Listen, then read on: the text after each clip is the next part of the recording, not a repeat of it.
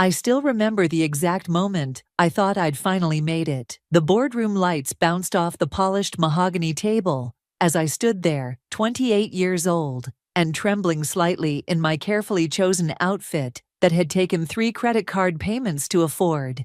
And that's why June's marketing strategy increased our Q3 engagement by 42%. Elaine said, her voice carrying that signature confidence that made everyone lean forward when she spoke. The Harrington account wouldn't have signed without her insights. I felt my cheeks flush as 14 pairs of eyes turned to me. Oscar, our CEO, actually nodded. Not the perfunctory movement he gave most presentations, but a real acknowledgement. I'd spent 3 sleepless weeks building that strategy, testing every assumption, anticipating every objection. Thank you, I managed, my voice steadier than I felt. The data suggested we needed to pivot from traditional demographics to behavioral targeting, and she executed flawlessly. Elaine cut in smoothly, placing her hand on my shoulder. I knew she would. That touch felt like a benediction. Elaine May, the woman who'd climbed from marketing director to COO in 5 years, who wore power like a second skin, whose approval I'd been chasing since I joined the company, was publicly claiming me as her protege. After the meeting, she caught me by the coffee machine, her tailored blazer somehow unwrinkled after a 3-hour session. Drinks tonight? We should celebrate your win, she said, already typing something into her phone. I'd love that, I replied, trying not to sound too eager. 8 o'clock, Vantage Lounge. Wear something that makes you feel unstoppable. She smiled, that rare full smile that transformed her usually calculating face into something almost warm. I spent the afternoon in a haze of validation, fielding congratulatory emails, and trying not to check the time every 5 minutes. Ryder from the creative team stopped by my desk, leaning against it with his usual easy posture. Quite the victory lap in there, he said, his voice carrying a note I couldn't quite place. Elaine doesn't share the spotlight often. I worked really hard on this one, I said, straightening papers that didn't need straightening. I'm sure you did. He paused. Just be careful, okay? I laughed it off. Of what? Success. He just shrugged and walked away, leaving me slightly unsettled until I dismissed it as jealousy. Ryder had been at the company longer than me, but hadn't risen as quickly.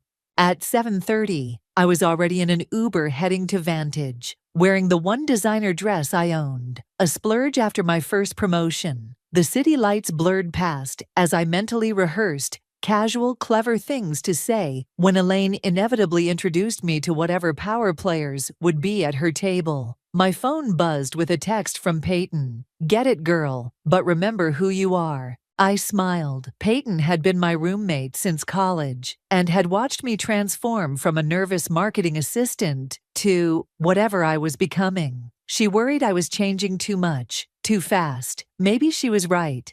But tonight wasn't the night for self-doubt. The lounge was exactly as exclusive as its reputation suggested. All dark wood, amber lighting, and people who looked like they belonged in magazines. I gave Elaine's name at the door and was led to a corner table where she sat alone, 2 martinis already waiting. Right on time, she said, raising her glass.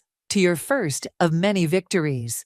The gin burned pleasantly as we clinked glasses.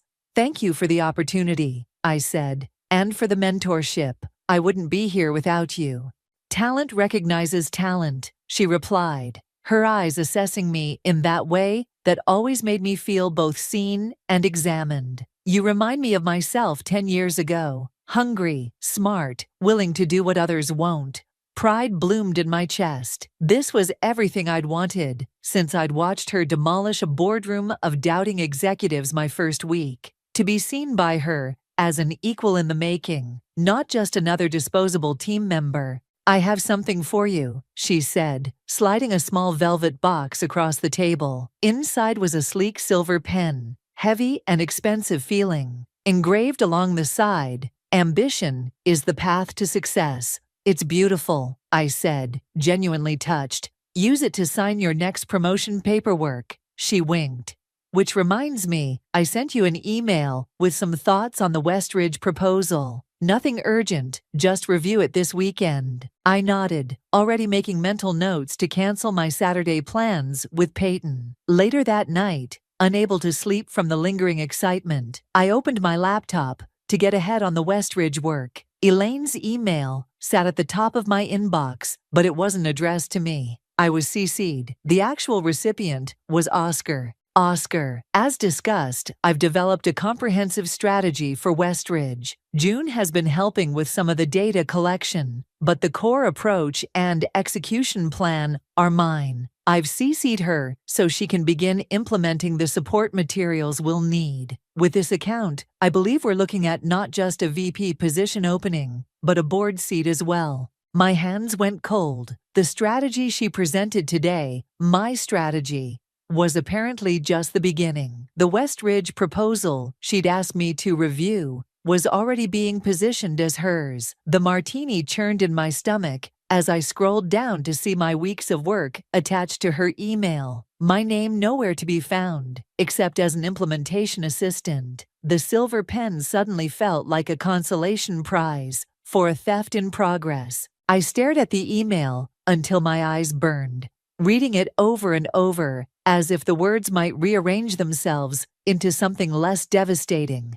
They didn't. Sleep was impossible. I paced my apartment, the dress I'd been so proud of earlier now twisted around my waist, my makeup smeared from rubbing my eyes. The silver pen sat on my counter, catching the light every time I passed. Ambition is the path to success. Apparently, so is theft. By morning, shock had hardened into something sharper. I showered, dressed, and arrived at the office an hour early, needing to see what else Elaine had taken from me. The office was quiet, just the hum of the air conditioning and the occasional early bird tapping away in a distant cubicle. I logged into the shared drive, where our team kept project files, and began digging through folders I hadn't opened in months. The Carrington campaign from last quarter, the one where Elaine had praised my supporting work during the client presentation. There it was, my original deck, complete with my notes and research, saved under a new file name, with Elaine listed as the author. The Blackwell proposal that had won us agency innovation recognition. My draft had been polished into Elaine's voice, my market analysis copied wholesale. Even the intern training program I'd developed after noticing our high turnover, rebranded as Elaine's Leadership Initiative. You're in early. I nearly jumped out of my skin. Ryder stood in the doorway of the conference room I'd commandeered, 2 coffee cups in hand. Just catching up on some things, I said, quickly minimizing the screen. He set one of the coffees beside me. Looked like you were hunting for something. I hesitated. Ryder and I were friendly, but office politics made real friendships complicated. Still, his warning yesterday suddenly seemed less like jealousy and more like he'd been trying to tell me something. Can I ask you something weird? I said, accepting the coffee. The Blackwell proposal last spring. Who do you think created it? His eyebrows rose slightly. The one Elaine presented to the board? Yeah. Well, you did most of it, right? I remember you asking me for input on the creative direction. He leaned against the door frame. Why? I took a deep breath. Because Elaine's been taking credit for my work, not just tweaking or supervising, flat out claiming it as hers. Saying it out loud made it real, in a way that churned my stomach. Ryder's expression shifted from surprise to something darker. Show me, he said, closing the door behind him. I pulled up the files, the emails, the presentations. With each example, his jaw tightened. This isn't new for her, he finally said. 2 years ago, it was Lana from product development. Before that, some guy who eventually quit. Elaine finds promising people, mentors them, just enough to extract their best ideas, then discards them when they start asking questions. Why doesn't anyone stop her? Oscar thinks she walks on water. The board sees results. And who's going to believe a junior employee over a COO? He shook his head. I tried to warn Lana. She confronted Elaine directly and ended up transferred to the Cleveland office. My phone buzzed with a calendar notification. Staff meeting in 30 minutes, with Elaine presenting the Westridge strategy. I can't just let her take credit for Westridge, I said, my voice tight. That's months of my work, my research, my ideas.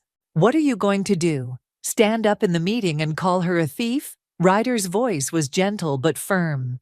You need to be smarter than that. He was right. A direct confrontation would be career suicide. I needed evidence, allies, a plan. But I also couldn't sit through another meeting, watching Elaine build her empire on my foundation. I need to buy some time, I said, more to myself than to Ryder. The staff meeting was already filling up when I arrived. Elaine stood at the front, arranging presentation materials, looking immaculate as always, in a crisp white blouse and charcoal pencil skirt. She caught my eye and smiled. That same mentor's smile that had once made me feel chosen. Now it made me feel hunted. June, perfect timing, she called. I was hoping you could help distribute these before we start. She handed me a stack of presentation folders, my Westridge strategy, repackaged with her name on the cover. Our fingers brushed during the handoff, and I had to fight the urge to recoil. Actually, I said, my heart hammering, I'm not feeling well. Might be food poisoning from last night. I pressed a hand to my stomach for effect. I need to go home. Concern flashed across her face. Perfectly calibrated, utterly false. Oh no, was it something at Vantage? Must have been, I replied, matching her performance. I hate to miss this, but, of course, health comes first. We'll catch you up tomorrow. She turned to the room. Can someone make sure June gets home okay? Ryder volunteered, earning a dismissive nod from Elaine. As he guided me out, I felt her eyes on my back, calculating, assessing the threat. In the elevator, Ryder spoke low and fast. You know she's going to present your strategy as her own today, right? By tomorrow, it'll be official company record. I know, I said, clutching my bag where I'd slipped one of the presentation folders. But now I have time to figure out how to fight back. The elevator doors opened, and I stepped out with one certainty burning through the fog of betrayal. Elaine had taught me ambition was the path to success. She'd forgotten to mention it was also the path to enemies. Ryder walked me to my car, both of us maintaining the sick day charade until we were safely in the parking garage. What's your next move? He asked, leaning against a concrete pillar. I pulled out the stolen presentation folder. First, I need to understand exactly what she changed and what she kept. Then, I need to find proof that the original work was mine. And then, I hesitated. The then part was still a blur of rage and half-formed ideas. I don't know yet, but I'm not letting her get away with this. Ryder shifted uncomfortably. Look, I want to help, but I need to be careful too. I've got rent and student loans, and I'm not asking you to risk your job, I said quickly. Just keep your eyes open. Let me know if you hear anything useful. He nodded, relief visible in the loosening of his shoulders. I can do that. At home, I spread the contents of the folder across my kitchen table. The presentation was almost entirely my work, my market analysis, my strategy framework, even my phrasing in some places. Elaine had added an executive summary and reworked the conclusion to emphasize her visionary leadership. I pulled out my laptop and began documenting everything, creating a side-by-side comparison of my original work and Elaine's version. The similarities were undeniable to anyone who looked closely. The problem was getting someone to look. My phone rang. Peyton. Weren't we supposed to meet for lunch? She asked when I answered. God, I'm sorry, I said, suddenly remembering our plans. Something happened at work. Bad enough to ghost your best friend? Elaine's been stealing my work, I blurted out. Everything I've done for the past year, she's been taking credit for all of it. Silence on the line, then. I'm coming over, and I'm bringing wine. 30 minutes later, Peyton sat across from me, examining my evidence while I paced the apartment. This is seriously messed up, she said, flipping through the documents. Have you talked to HR? I laughed bitterly. HR reports to Elaine. Besides, it would be her word against mine. and she's been laying groundwork for months, positioning herself as my mentor, making it seem like she's been guiding my work. What about this Oscar guy, the CEO? He thinks Elaine is his golden goose. The company's stock has risen 30% since she became COO. I collapsed onto the couch. I need irrefutable proof that the work was mine before I go to anyone. Peyton topped off my wine glass. What about your emails, your drafts? There must be a digital trail. I've been working on the company's servers, saving everything to shared drives so Elaine could review my progress. I made air quotes with my fingers, but I might have some early drafts on my personal laptop. I dug out my old laptop, the one I'd used before getting a company computer. It took forever to boot up, but eventually I found what I was looking for: preliminary notes and drafts for several projects, including Westridge, all with metadata showing they were created months before Elaine's versions. This is good, Peyton said, but is it enough? Couldn't she just say you were doing preliminary work under her direction? She was right. I needed something more definitive, something that proved Elaine knew exactly what she was doing. I need to get into her email, I said, the idea forming as I spoke. Peyton's eyes widened. Whoa, that's crossing into illegal territory. Not if I already have access. I explained how Elaine had given me her password months ago to handle some scheduling while she was on vacation. She probably changed it, but she uses variations of the same password for everything.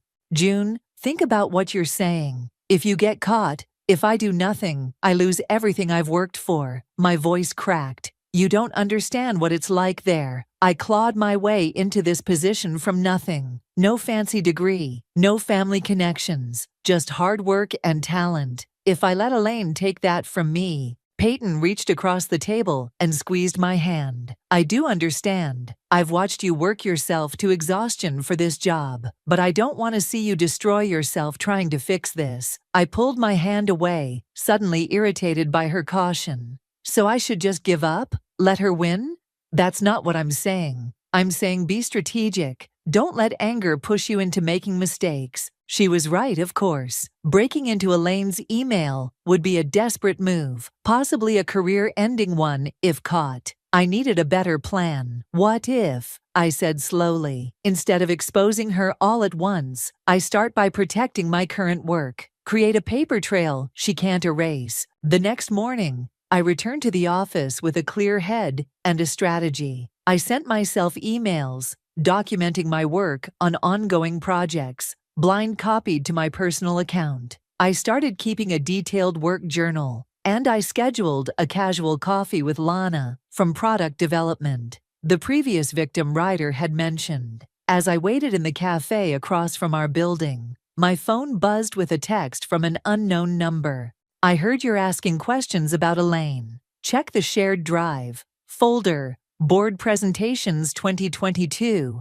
subfolder, Strategy Retreat. Password, Ambition 2022. Be careful who you trust. Not everyone who smiles at you is your friend. I stared at the message, my coffee cooling in front of me. Someone else knew what Elaine was doing. Someone wanted to help, or someone was setting a trap. Lana arrived 15 minutes late, her brisk walk and tense shoulders suggesting she'd second-guessed this meeting several times before showing up. She ordered a black coffee and sat across from me, her eyes darting around the cafe as if expecting to see Elaine lurking behind a potted plant. I can't stay long, she said, not quite meeting my gaze. Thanks for coming. I kept my voice casual, though my heart was racing. I wanted to ask your advice on managing cross-departmental projects. Lana's smile was tight. Cut the bullshit, June. Ryder told me what you're really asking about. I blinked, caught off guard by her directness. He shouldn't have. No, he should have. She leaned forward. Because I wish someone had warned me about Elaine before she derailed my career. For the next 20 minutes, Lana detailed her own experience, how Elaine had mentored her, praised her publicly, then systematically claimed credit for her innovations. When Lana confronted her, Elaine turned ice cold. She told Oscar I was having emotional problems. that I was trying to take credit for her work because I was jealous of her success. Lana's voice was flat, drained of emotion through repeated tellings. 2 weeks later, I was transferred to Cleveland. The official reason was operational needs. But everyone knew. "Why did you come back?" I asked. "Because Cleveland was a dead end, and I refused to let her win." Lana's eyes finally met mine, hard with determination. I worked my ass off, made connections with board members, and got transferred back when a position opened. Elaine couldn't block it without raising questions. And now we maintain a professional distance. She knows I know, and I know she's waiting for me to make a mistake. Lana checked her watch, which is why this meeting needs to end. "Being seen with you right now wouldn't be good for either of us." As she stood to leave, I blurted out, "Did you send me a text about the strategy retreat folder?" Confusion flickered across her face. What text? Either she was lying, or someone else was involved. Before I could decide which, Lana placed a hand on my shoulder. "Whatever you're planning, be careful. Elaine doesn't just fight back, she scorches the earth."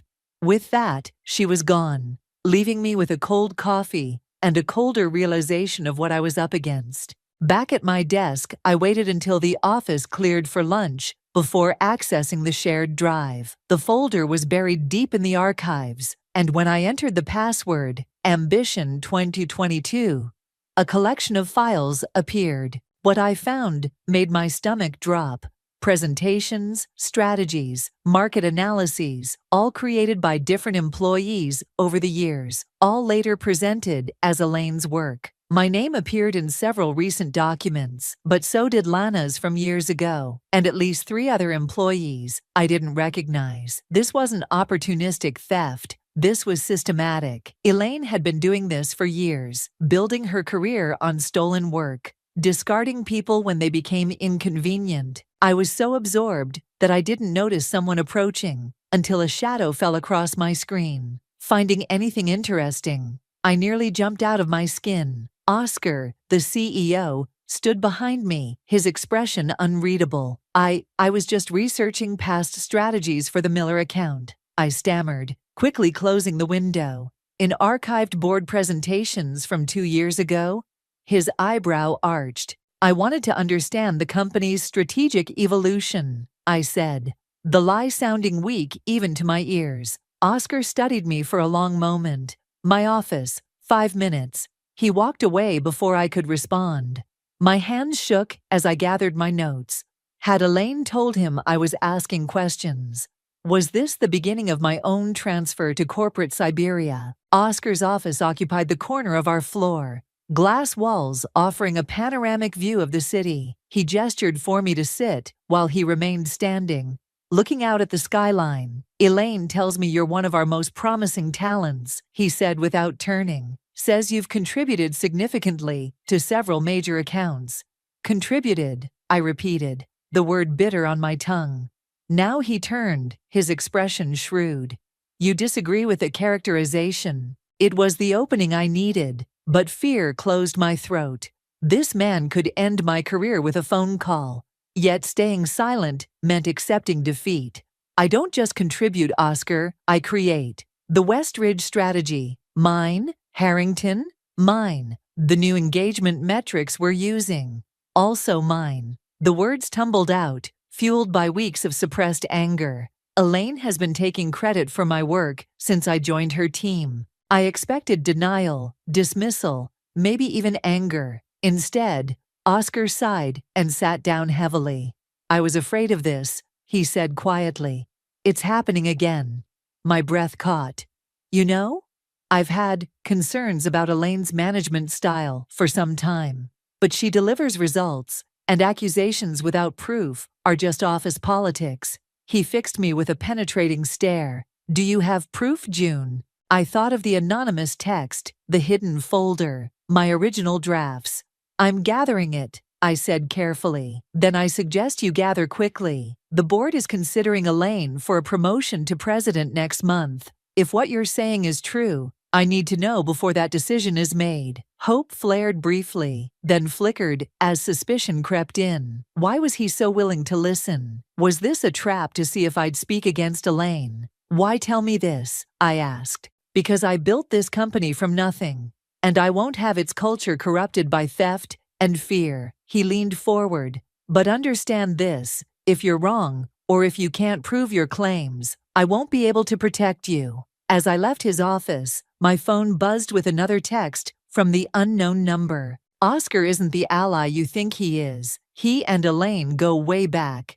Be careful what you share. Check her calendar for March 15th. Then look at the company's SEC filings from the same day. The truth goes deeper than stolen presentations. I froze in the hallway, my mind racing. What was on March 15th? And who was sending these texts? The game had just changed, and I wasn't sure if I was the player or the pawn. I barely slept that night, my mind spinning with contradictions.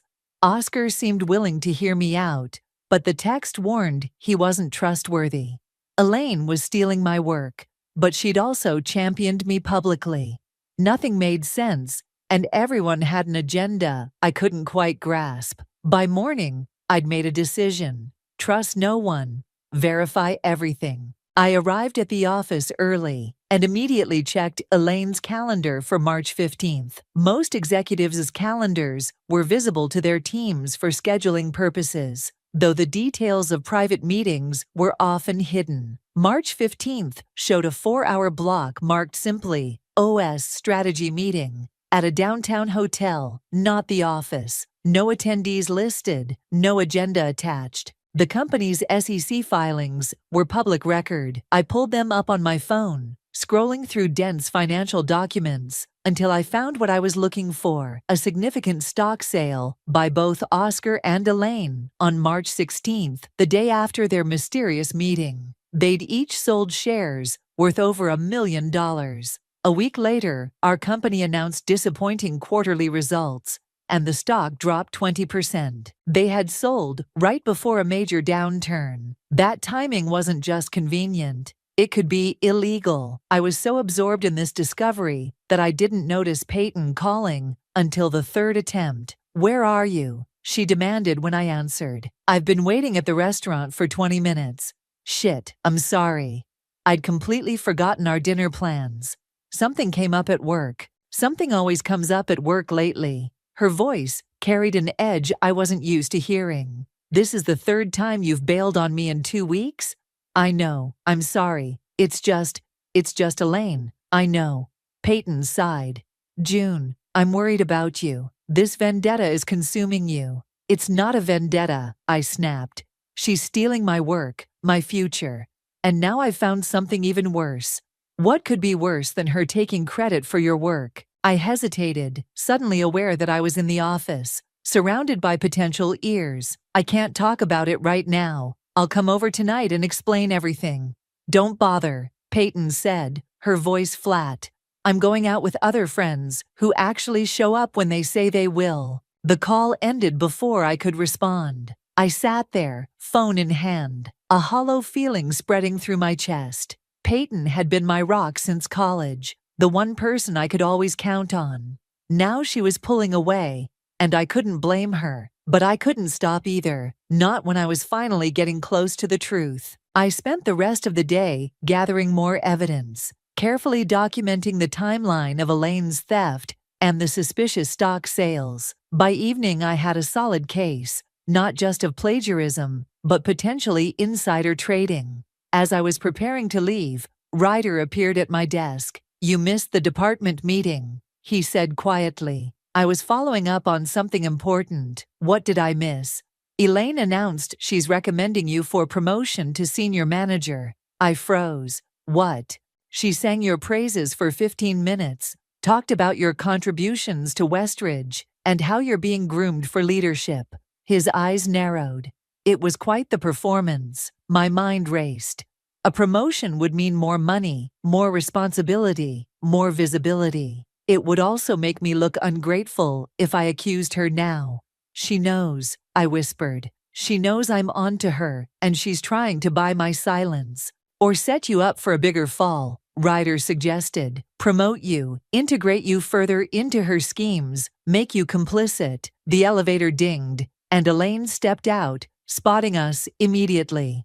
Her smile was warm as she approached, but her eyes were calculating. June, just the person I wanted to see. She placed a hand on my shoulder. I hope you don't mind, I made the announcement without you there. I wanted it to be a surprise. It certainly was, I managed, my face carefully neutral. We should discuss your new responsibilities over dinner. Are you free tomorrow night? Her tone made it clear this wasn't really a question. Actually, I have plans with Peyton tomorrow. The lie came easily. But I could do Friday. Perfect. The Capitol Grill at 7. She squeezed my shoulder. I'm so proud of how far you've come under my guidance. Every word was a dagger, but I smiled through it. I couldn't have done it without you. After she left, Ryder whistled low. You should consider acting as a backup career. That was impressive. I learned from the best, I said bitterly.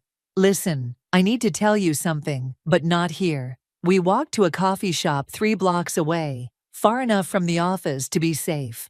There, I laid out everything I'd discovered. The systematic theft, the suspicious stock sales, Oscar's ambiguous position. Ryder's face grew increasingly grave. June, this is way bigger than office politics. If they're trading on inside information, that's federal territory.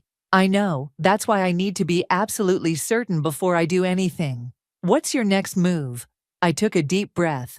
I need to access Elaine's emails from March.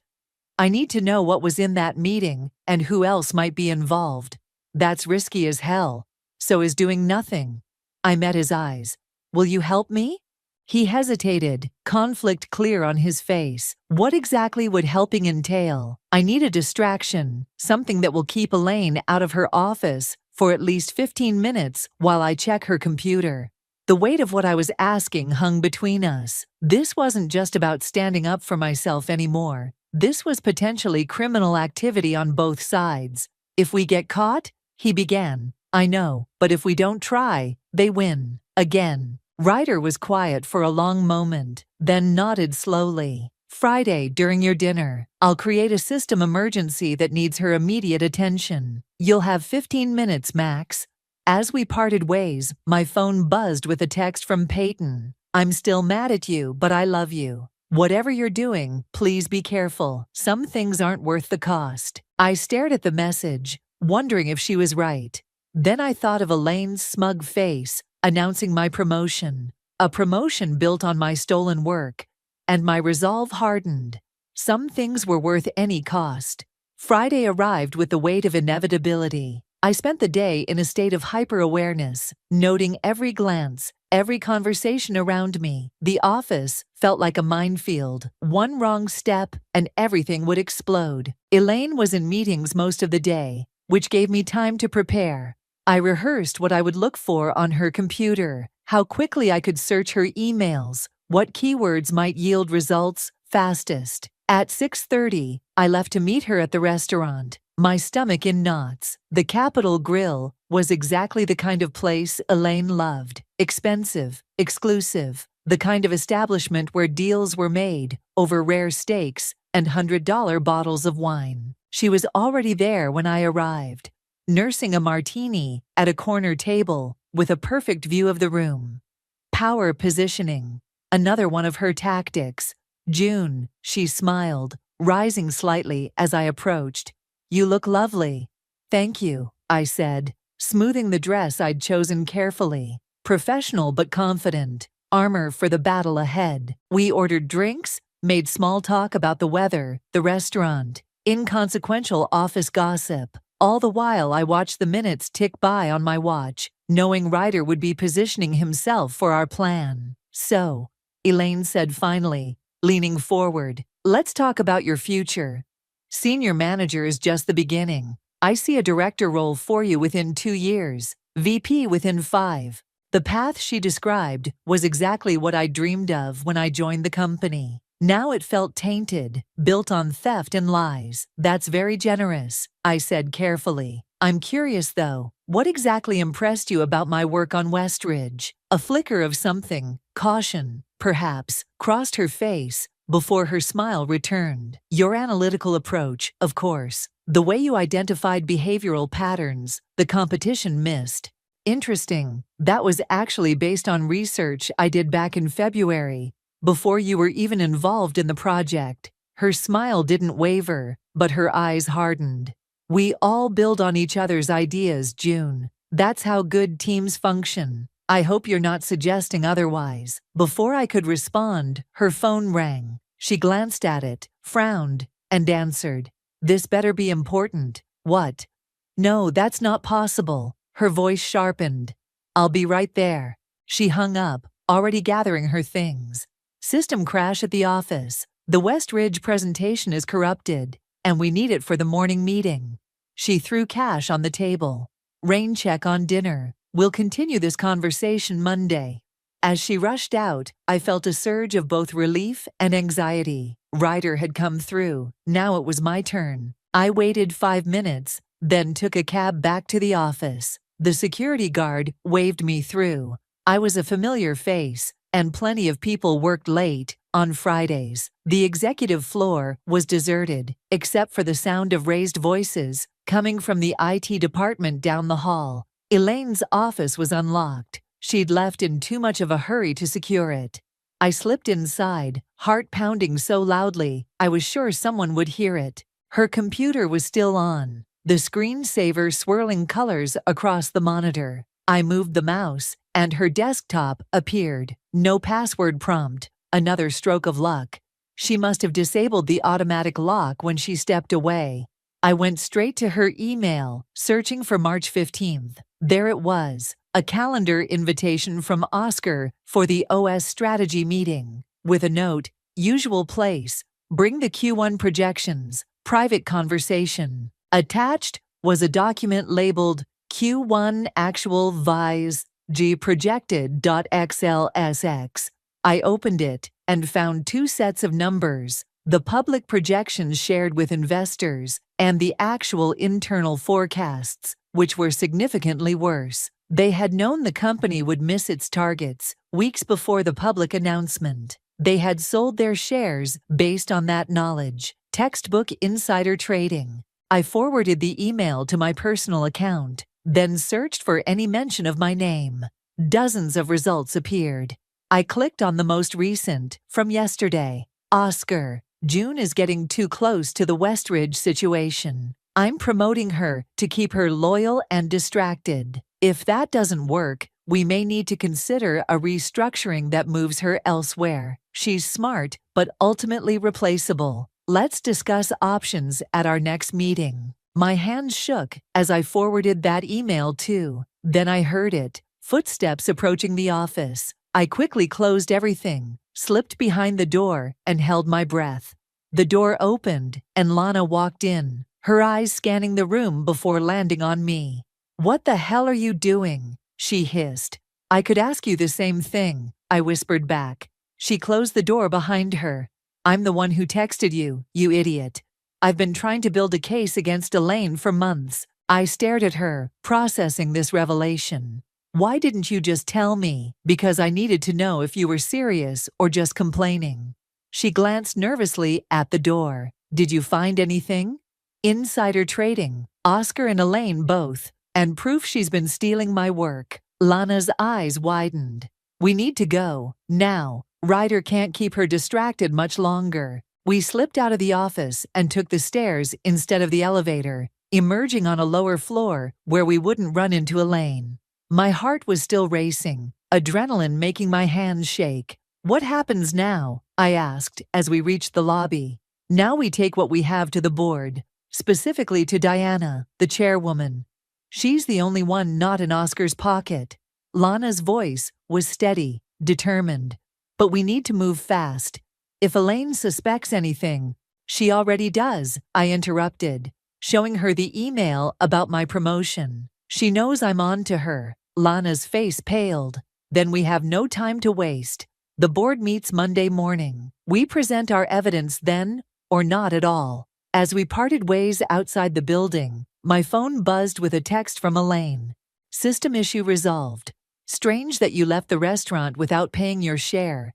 Even stranger that security reports you entered the building 10 minutes after I arrived. My office, 8 a.m. Monday. Come prepared to explain yourself. I stared at the message, ice forming in my veins.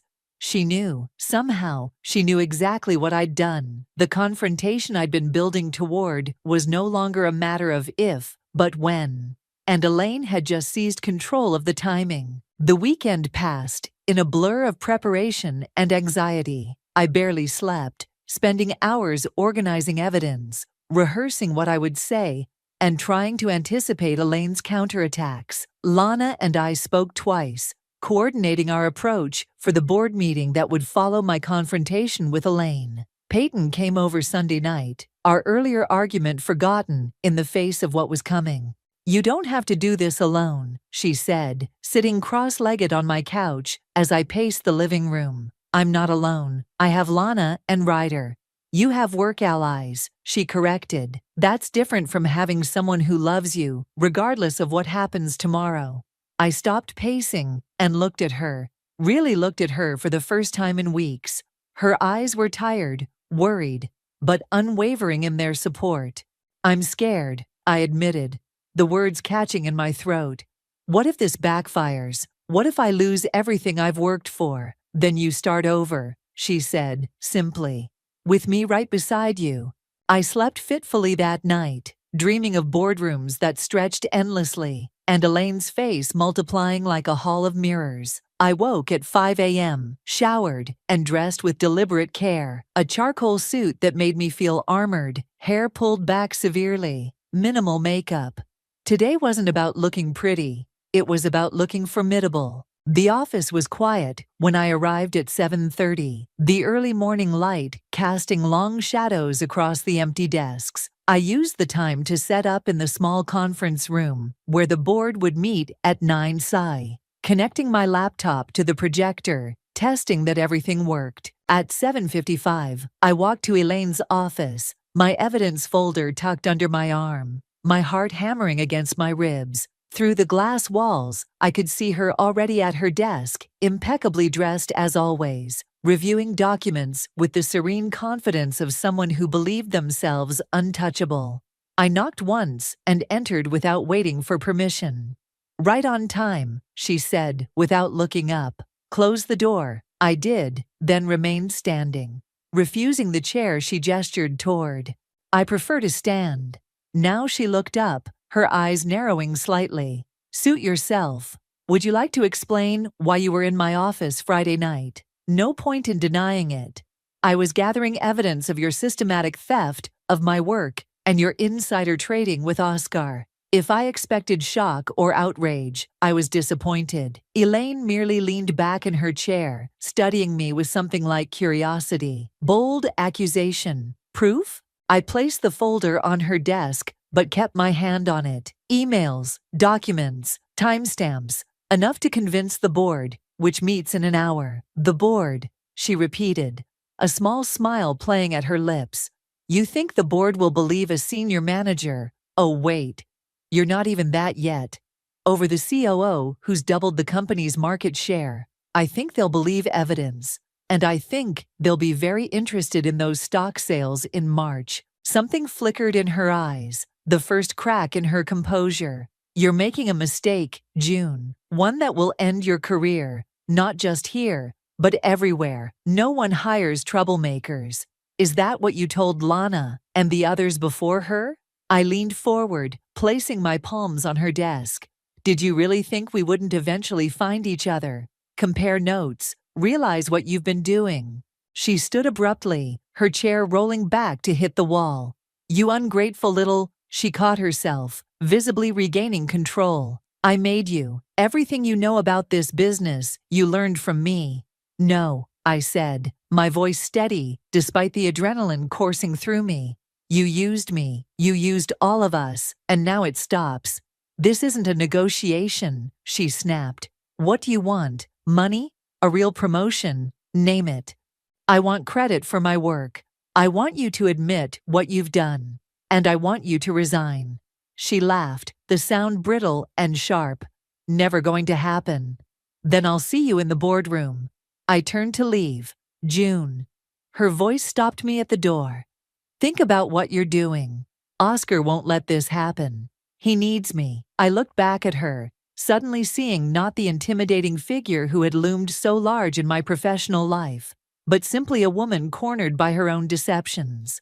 Maybe he does, but after the board sees the evidence of your insider trading together, he'll be too busy saving himself to help you. The boardroom was filling up when I arrived. Lana was already there, sitting quietly in a corner, her face a mask of professional calm. Ryder stood by the coffee station, giving me a subtle nod. Oscar entered last, followed by Elaine, both of them radiating confidence that seemed forced around the edges. Diana, the board chairwoman, called the meeting to order. I understand we have an unscheduled presentation this morning. I stood, feeling every eye in the room on me. Yes, I have evidence of systematic intellectual property theft within the company, as well as potential securities violations. Oscar's face darkened. This is ridiculous. We don't have time for— Let her speak, Diana interrupted, her gaze sharp. Serious allegations deserve a hearing. I connected my laptop to the projector and began. With each slide, each email, each comparison of my original work to Elaine's claimed versions, the room grew more tense. When I reached the March stock sales and the internal projections that had been hidden from investors, the silence became absolute. This is absurd, Elaine finally said, her voice tight. These emails could be doctored. This is clearly a vindictive attempt by a junior employee who's angry about— They're not doctored, Lana interrupted, standing. I have copies of the same emails, obtained separately. As do I, came another voice. Ryder stood, holding up a flash drive. Different access point, same evidence. Elaine's face went rigid. She turned to Oscar, clearly expecting him to intervene. But he was staring at the projection screen, the color draining from his face. I think, Diana said into the silence, we need to continue this discussion without Ms. May and Mr. Murray present. Would you both please step outside while the board confers? Elaine stood, her movements stiff. This isn't over, she said, looking directly at me. I met her gaze steadily. Yes, it is. As she walked out, shoulders back, head high even in defeat, I felt no triumph, only a hollow relief that the truth was finally exposed. Diana turned to me after they left. That was either the bravest or the most foolish thing I've seen in 30 years of business. Sometimes they're the same thing, I said. She almost smiled. Indeed. Now tell us everything. From the beginning. I took a deep breath and started again, my voice stronger with each word. The weight I'd carried for months was lifting, replaced by something that felt surprisingly like freedom. The board meeting lasted 3 hours. By the end, my voice was hoarse, my confidence wavering under the relentless questioning. But the evidence spoke for itself. Undeniable, damning, impossible to explain away. When I finally emerged, the office was buzzing with whispers. Elaine and Oscar had been escorted from the building by security, their personal items to be packed and delivered later. The official story was pending investigation into ethical violations. But the truth raced through the company's gossip channels at light speed. Lana caught up with me at the elevator. Diana wants to see you tomorrow morning, just you. What about you? And Ryder? We've had our meetings already.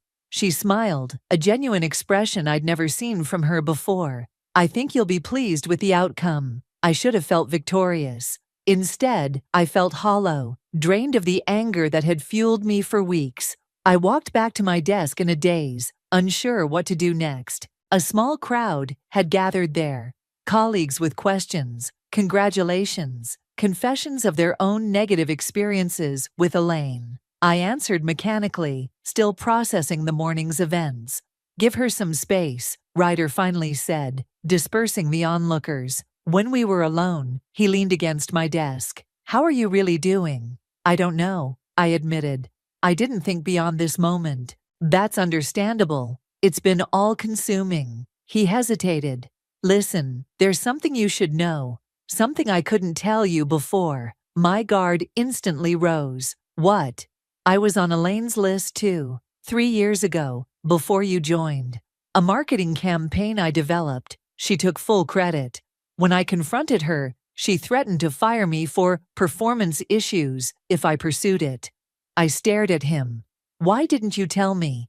Because I was ashamed, he said simply. I gave up. I let her win. You didn't. The revelation shifted something in me, not just how I saw Ryder, but how I saw myself. I hadn't just fought for my work, I'd fought for everyone who couldn't or didn't. That night, I met Peyton for dinner, bringing a bottle of champagne I couldn't really afford. To justice, she said, raising her glass. To surviving, I countered. We talked for hours, not just about Elaine and the fallout, but about everything I'd been too preoccupied to discuss in recent weeks. Peyton's new project at the gallery, her brother's engagement, the trip we'd been planning before my work consumed me. So what happens now? She asked as we walked back to my apartment. I meet with Diana tomorrow. Beyond that, I shrugged.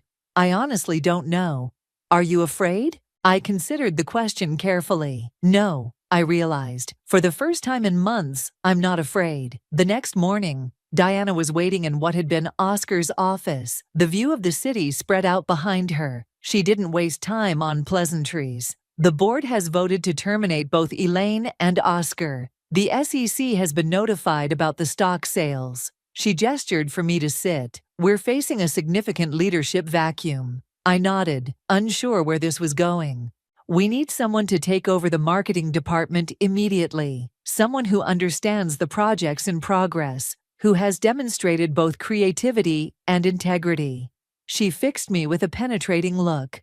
I'm offering you the position of acting director of marketing. My breath caught. That's a significant promotion. Yes, it is. Too significant, some might say, for someone your age, with your experience level. Her expression was unreadable, which is why it's temporary. 6 months. Prove yourself, and we'll make it permanent. Fail, and we'll bring someone else in. It was both an incredible opportunity and a potential setup for failure. The department was in chaos, morale at rock bottom. Taking over now meant inheriting all of Elaine's problems without her connections or experience. I have conditions, I heard myself say.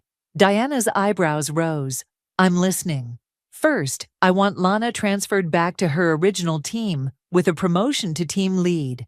Second, I want a full audit of all projects from the past 2 years, with proper credit restored to the actual creators. And third, I took a deep breath. I want a seat at the table when you discuss the company's ethical guidelines moving forward. I expected resistance, maybe even withdrawal of the offer.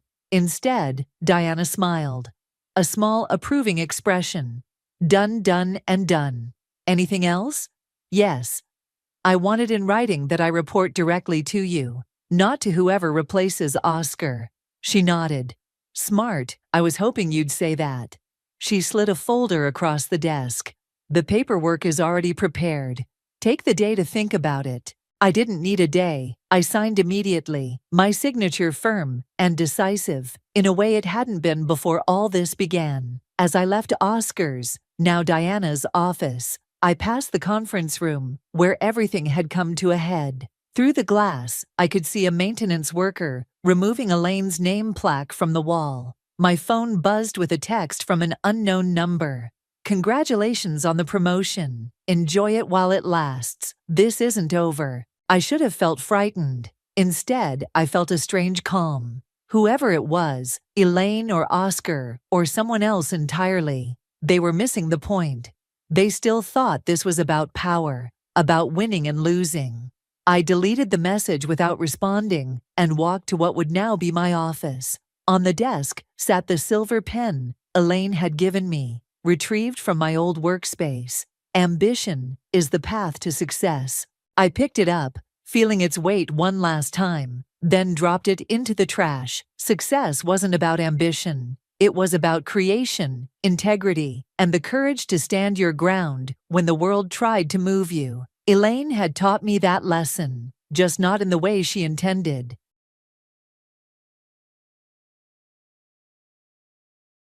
Quinn's tale is one of unexpected turns and revelations. Once a vibrant 26-year-old housewife, Quinn had earlier led a dynamic life as an employee at a mobile company. It was there she met Jackson, her boss, and despite their age difference, Jackson being 4 years her senior, they fell swiftly in love. Jackson, a reliable man and an adept mentor, guided Quinn in her early career days with clarity and warmth. Their friendship blossomed into romance, and dining out became a regular joy before they eventually decided to marry. Excitement filled the air as they exchanged vows. Jackson, handsome and admired by many, was a catch in the eyes of their colleagues, and Quinn, having never dated before due to her fascination with animated characters, felt like she was living a dream. Her love for Jackson was deep. He was her first, and she believed he would be her last. Their wedding was a joyful occasion, surrounded by friends and coworkers who shared in their happiness. However, the narrative took a sharp turn the day after their marriage was registered. Jackson dropped a bombshell, declaring that Quinn would quit her job. This was a sudden shock to Quinn, who had not expected such a unilateral decision. She had always valued her independence and her career, encouraged by her father to pursue her professional aspirations. Despite her confusion and the abruptness of Jackson's announcement, she felt compelled to acquiesce, silenced by his stern look. Life as a housewife began, with Quinn dedicating herself to managing their home and pleasing Jackson, despite his lack of acknowledgement of her efforts. The dynamics of their relationship shifted, with the balance heavily tilted towards Jackson's preferences and decisions. One day, as Quinn grappled with the realization of her lost independence and dreams, she discovered something unsettling: Jackson's utter disdain for the idea of fatherhood, evidenced by his reaction to a friend's pregnancy. The revelation was the final straw. Quinn, seeing no future in sacrificing her happiness and autonomy, decided to confront the situation head-on. With a mixture of courage and desperation, she presented Jackson with divorce papers. His reaction was one of shock and anger, but Quinn stood firm. She declared her intentions to reclaim her life and dignity, promising herself never to be diminished again. This marked a new beginning for Quinn, a reclamation of her identity and aspirations. Her journey from a loved-up newlywed to a determined woman ready to face the world on her own terms was both challenging and empowering. Through this tumultuous phase, Quinn learned the invaluable lesson of self-respect and the importance of setting boundaries in relationships. Life with Jackson started to feel more like a transactional arrangement than a marriage. After leaving my job, I had no personal income and became fully dependent on Jackson, which made our relationship feel more like that of an employer and housemaid than husband and wife. Although our marriage seemed stable on the surface, the true dynamics were far from ideal. My days were filled with household chores, each one performed in hopes of a mere nod of acknowledgement from Jackson, which seldom came. One day, the lack of appreciation became painfully evident when Jackson, unconcerned with anything but his own needs, snapped at me over something trivial. Despite feeling unwell and weak, he demanded I get up from bed to prepare his meal, completely dismissing my plea for rest. I had always seen Jackson as a somewhat traditional man, but I had never expected him to be so utterly unsympathetic. His harsh words and cold demeanor as he kicked the blanket off me were a shock. Driven by disbelief and a sense of obligation, I forced myself out of bed, tears mingling with frustration as I went through the motions of cooking. As days passed, my health didn't improve, and another surprise came. I missed my period. A rush of mixed emotions led me to buy a pregnancy test, which confirmed I was pregnant. The news brought me a profound joy that I eagerly wanted to share with Jackson, hoping it might bring us closer.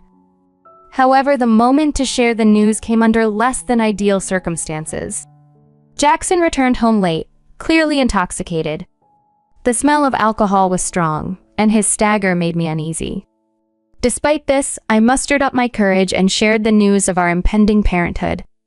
Yet, instead of joy or surprise, Jackson's reaction was harsh and dismissive. "A child? What have you done?" he blurted out, his voice filled with disdain. He made it clear he had no interest in fatherhood, telling me if I chose to have the child, I would be raising it alone. His cruel words and the abrupt dismissal of our future child left me stunned. As he stumbled to the bathroom, I stood in the middle of our home, realizing the gravity of my situation. This was not the partnership I had envisioned. It was a moment of profound clarity. I needed to rethink my life and the future of my unborn child in a space where we could both be cherished and respected. Struggling to grasp Jackson's harsh reaction to our pregnancy, I found myself reeling. My initial burst of joy had evaporated, leaving a hollow pit of despair.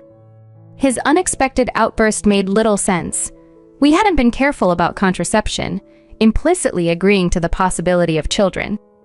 As I mechanically continued with my chores, hanging up Jackson's jacket and picking up his clothes for laundry, my hand paused on a curious discovery: a receipt from his shirt pocket. The receipt wasn't from any ordinary place, it was from a motel. My heart sank as the paper trembled in my grasp. The reality of the discovery a stark contrast to what marriage vows meant to me. We had only been married a year, and already my world was tilting on its axis. Doubts crept in relentlessly. Had Jackson ever truly loved me? Or was I merely a convenience? A fixture in his well-organized life? These thoughts nagged at me, exacerbated by his inexplicable rage at the news of our child. Maybe his affair wasn't just a fleeting mistake, but a deliberate escape from our marriage. His demand that I quit my job suddenly seemed not just controlling, but strategic. Was his mistress perhaps a colleague? The pieces began to fit together in a mosaic of betrayal and deception. Each day, as I battled morning sickness, Jackson would fill our home with the pungent odors of foods that made my stomach churn even more. He criticized my efforts at housekeeping, insisting I redo tasks despite my physical discomfort. His behavior was cold, as if he resented my pregnancy. Determined to unearth the full extent of his infidelity, I began to observe him more closely. Jackson guarded his phone with a vigilance that left no opportunity for me to look through it. His personal spaces, his room, and his office desk were all meticulously kept, nothing out of place. Nothing to give away any secrets he might be hiding. Despite the emotional turmoil, I committed to gathering concrete evidence. I knew I needed to act, not just for myself, but for the well-being of the child I was carrying. The days ahead would be tough, but I resolved to face them head-on. No longer the Navy bride, but a woman determined to uncover the truth and reclaim her life from the shadows of deceit. Navigating through my troubled marriage with Jackson proved more challenging than I had anticipated. To gather evidence of his infidelity, I meticulously checked his pockets for any receipts or clues, but every search seemed fruitless. I considered hiring a detective, but the financial strain made that option unfeasible. Amid my contemplations, I received an unexpected call from my father. "Hello, it's me, your dad. How are you?" he asked. Given his hectic role as the CEO of a company in France and his workaholic nature, his calls were rare. My childhood memories with him were sparse, overshadowed by his dedication to work, yet I had always respected his commitment. "Dad, what's going on? Aren't you swamped with work?" I inquired, surprised by his timing. "My employees have been performing well, so it's not too hectic right now," he explained, his voice lighter than usual. His call intrigued me, stirring curiosity about his reasons for reaching out. "So what's happening?" I pressed, eager for his news.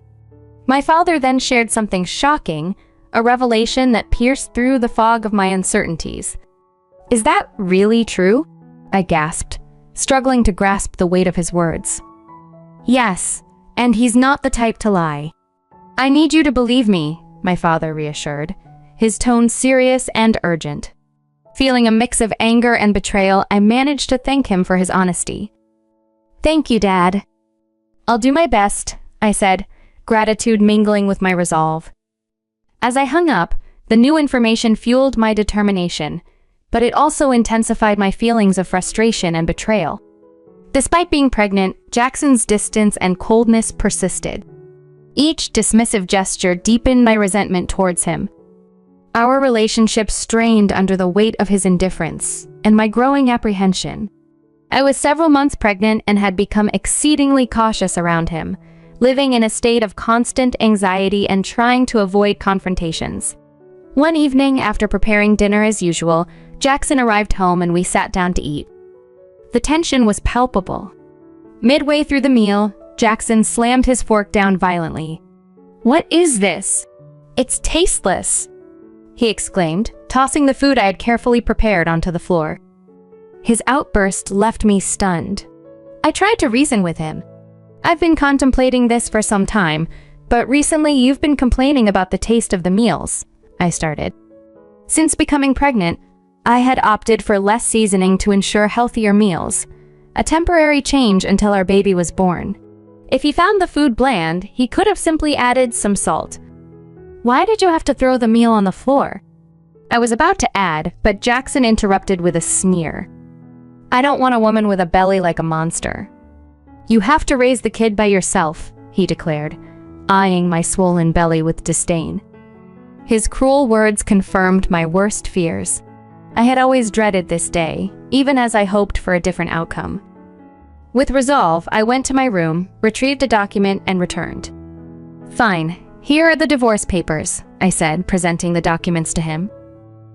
Jackson's face twisted in shock. "What the hell? What's this all of a sudden?" he stammered. "Well, it was your idea. Now sign it quickly." "I'll submit it tomorrow," I responded firmly, ready to reclaim my life and ensure a better future for my child. When I told Jackson about the divorce, his reaction was fiery. "Just watch. I will make you regret every moment you looked down on me and controlled me. Do you think you can survive without me? You have a baby to care for and you'll regret it," he threatened, his face red with anger. But my decision was firm, and I calmly reassured him, "I'll be fine, don't worry about me." Perhaps my composure and confidence annoyed him further. He grabbed the divorce papers, quickly filled them out, and handed them back. "Here you go. If this is what you wanted, it's yours," he said, thinking I wouldn't go through with it. "Thank you," I responded. The very next day, I submitted the divorce papers and left our home. It didn't seem to bother him much. I suspected he was too caught up with his mistress. Shortly thereafter, I moved back to the UK to live with my parents, as my father had returned from France and encouraged me to stay with them. It was the right decision. I needed the support and was grateful to escape the unhappy life I had with Jackson. He called me a few times after I left, but I ignored his attempts, and eventually he stopped trying. Months passed and I welcomed a healthy baby into the world, now living contentedly with my parents. Then, unexpectedly, Jackson began calling again. At first, I ignored his calls, but his persistence wore me down. Finally, I answered, wary and uninterested in what he had to say. "Hello? What do you want now?" I asked. Jackson sounded both surprised and angry. "Hey, what's going on? Why were you on that show? And since when were you the daughter of a CEO with millions of dollars?" I never knew that. He had seen a TV show featuring my family's affluent lifestyle, which had been broadcast after I moved back with my parents. The producers, intrigued by my father's status as the CEO of a global tech company, had showcased our life, hinting at a family wealth of around $35 million. "Oh, by the way," I told him, catching him off guard, "I didn't tell you that I have an asset of $55 million due to an advanced inheritance. That's why I was able to divorce you." Yes, my father informed me about the inheritance, which gave me the confidence to live comfortably even after divorcing you. Jackson's response was swift and furious. "What? That's dirty. Why didn't you tell me about this before? Half of it is mine, right? Give me the money now," he demanded. But it was clear that Jackson's interest had always been more in what I could bring him than in our relationship itself. Now free from his manipulative grasp, I could finally focus on building a peaceful life with my baby and my family, no longer overshadowed by his selfish demands. In a calm tone, I addressed Jackson's sudden interest in money after he saw the TV show featuring my family's wealth. Just as I suspected, after seeing the show, all you could think about was getting money from me. But Jackson, gifts from parents aren't included in property division. Are you forgetting your own actions? I could hear the confusion in his voice as he asked, "What are you talking about?" I sighed, tired of his denial. "I'm exhausted by your anger, Jackson. You called me, and you should know you can't blame me for your own choices. You cheated, didn't you? With your new wife, a junior from your company. You started seeing her even before our marriage was over." Jackson was clearly taken aback by the information I had received from my father. I had always had a resourceful network through my father, and it had finally given me the upper hand. "Did you think I wouldn't find out? My father has many contacts, and one of them told me about your affair. I've kept quiet until now, but I will be seeking child support." Jackson was still in denial, protesting. "Stop kidding. Why should I pay child support? It's all because of you, right? You got pregnant on your own and slacked off with household chores. It's all your fault." Hearing Jackson blame me without any remorse for his own actions was unbelievable. I was dumbfounded that I had ever been connected to someone so devoid of reason. "Just listen to yourself, Jackson. You're broke because your new wife spent all your earnings and now you're in debt," he pleaded desperately. His excuses shifted from anger to desperation, but I was unmoved. "What are you even talking about? Do you realize how ridiculous you sound? I never want to deal with you ever again. I'll have my lawyer handle the child support. Don't call me again and you will not see the child anymore," I declared, my voice firm. "Wait," he tried to interject, but I had already hung up. After ending the call, I blocked his number. Taking a deep breath, I felt a sense of closure. It was over. Jackson would no longer disrupt my peaceful life. Just then, my baby's cries echoed from the other room. I quickly went to soothe them, feeling a deep sense of fulfillment in my new life as a parent. Later, I learned through a former colleague that Jackson had indeed married someone who was quite a spendthrift, which had plunged him into further debt. His financial woes were compounded by his poor decision to start job hunting only after quitting his current job, which left him in dire straits. Hearing about his hardships didn't stir any sympathy in me. The harsh treatment and cold demeanor he had shown me would never fade from my memory. I hoped he would learn from his mistakes, but my focus was elsewhere. Now, surrounded by the love and support of my parents, I was fully enjoying my role as a parent. My baby was thriving, and with the stability provided by my father's success as a CEO, I no longer had any financial worries. We were all thriving in an environment filled with love and security, far removed from the chaos of my past with Jackson. When my father mentioned his intention to pass the company on to me, it was both an unexpected and inspiring moment. This new responsibility meant preparing to take over a business that he had devoted his life to building, a daunting yet exhilarating prospect. Eager to make him proud, I started to immerse myself in learning about the business, taking on small tasks to get a grasp of the operations. The challenges were substantial, but my determination to succeed kept me driven. Living with my parents again allowed me to rebuild my life in a nurturing environment, fostering a newfound confidence and readiness to face future challenges. My father's belief in my abilities infused me with strength and motivation. Each day, I juggled my duties as a mother with my business training, finding joy in the balance. My child's laughter and the steadfast support of my parents bolstered my spirits, making each day rewarding. Reflecting on my past with Jackson, I recognized the profound impact of his betrayal. It hurt deeply, but it also instilled in me lessons of resilience and self-worth. That painful chapter, while harsh, catalyzed my personal growth, helping me emerge as a stronger individual. Now, my focus is clear: to build a bright and stable future for myself and my child. The wounds of the past are healing, gradually replaced by the hope and excitement for what lies ahead. I am wholeheartedly committed to creating a fulfilling life for my child, with the unwavering support of my family. I know I am capable of achieving anything I set my mind to. Looking back, I see that leaving Jackson was the best decision I ever made. It allowed me to rediscover myself and unlock my true potential. No longer am I the scared, uncertain person I once was. I have transformed into a strong, capable woman, ready to take on the world. As I move forward, I am eager to embrace the opportunities that come my way. making the most of each day with optimism and determination. The future is full of possibilities, and I am ready to face any challenges that come my way with confidence. In the end, I hope Jackson comes to understand the consequences of his actions. But as for me, I will continue to advance, cherishing every moment and opportunity. I am prepared for whatever the future holds, confident in my ability to rise above any challenge.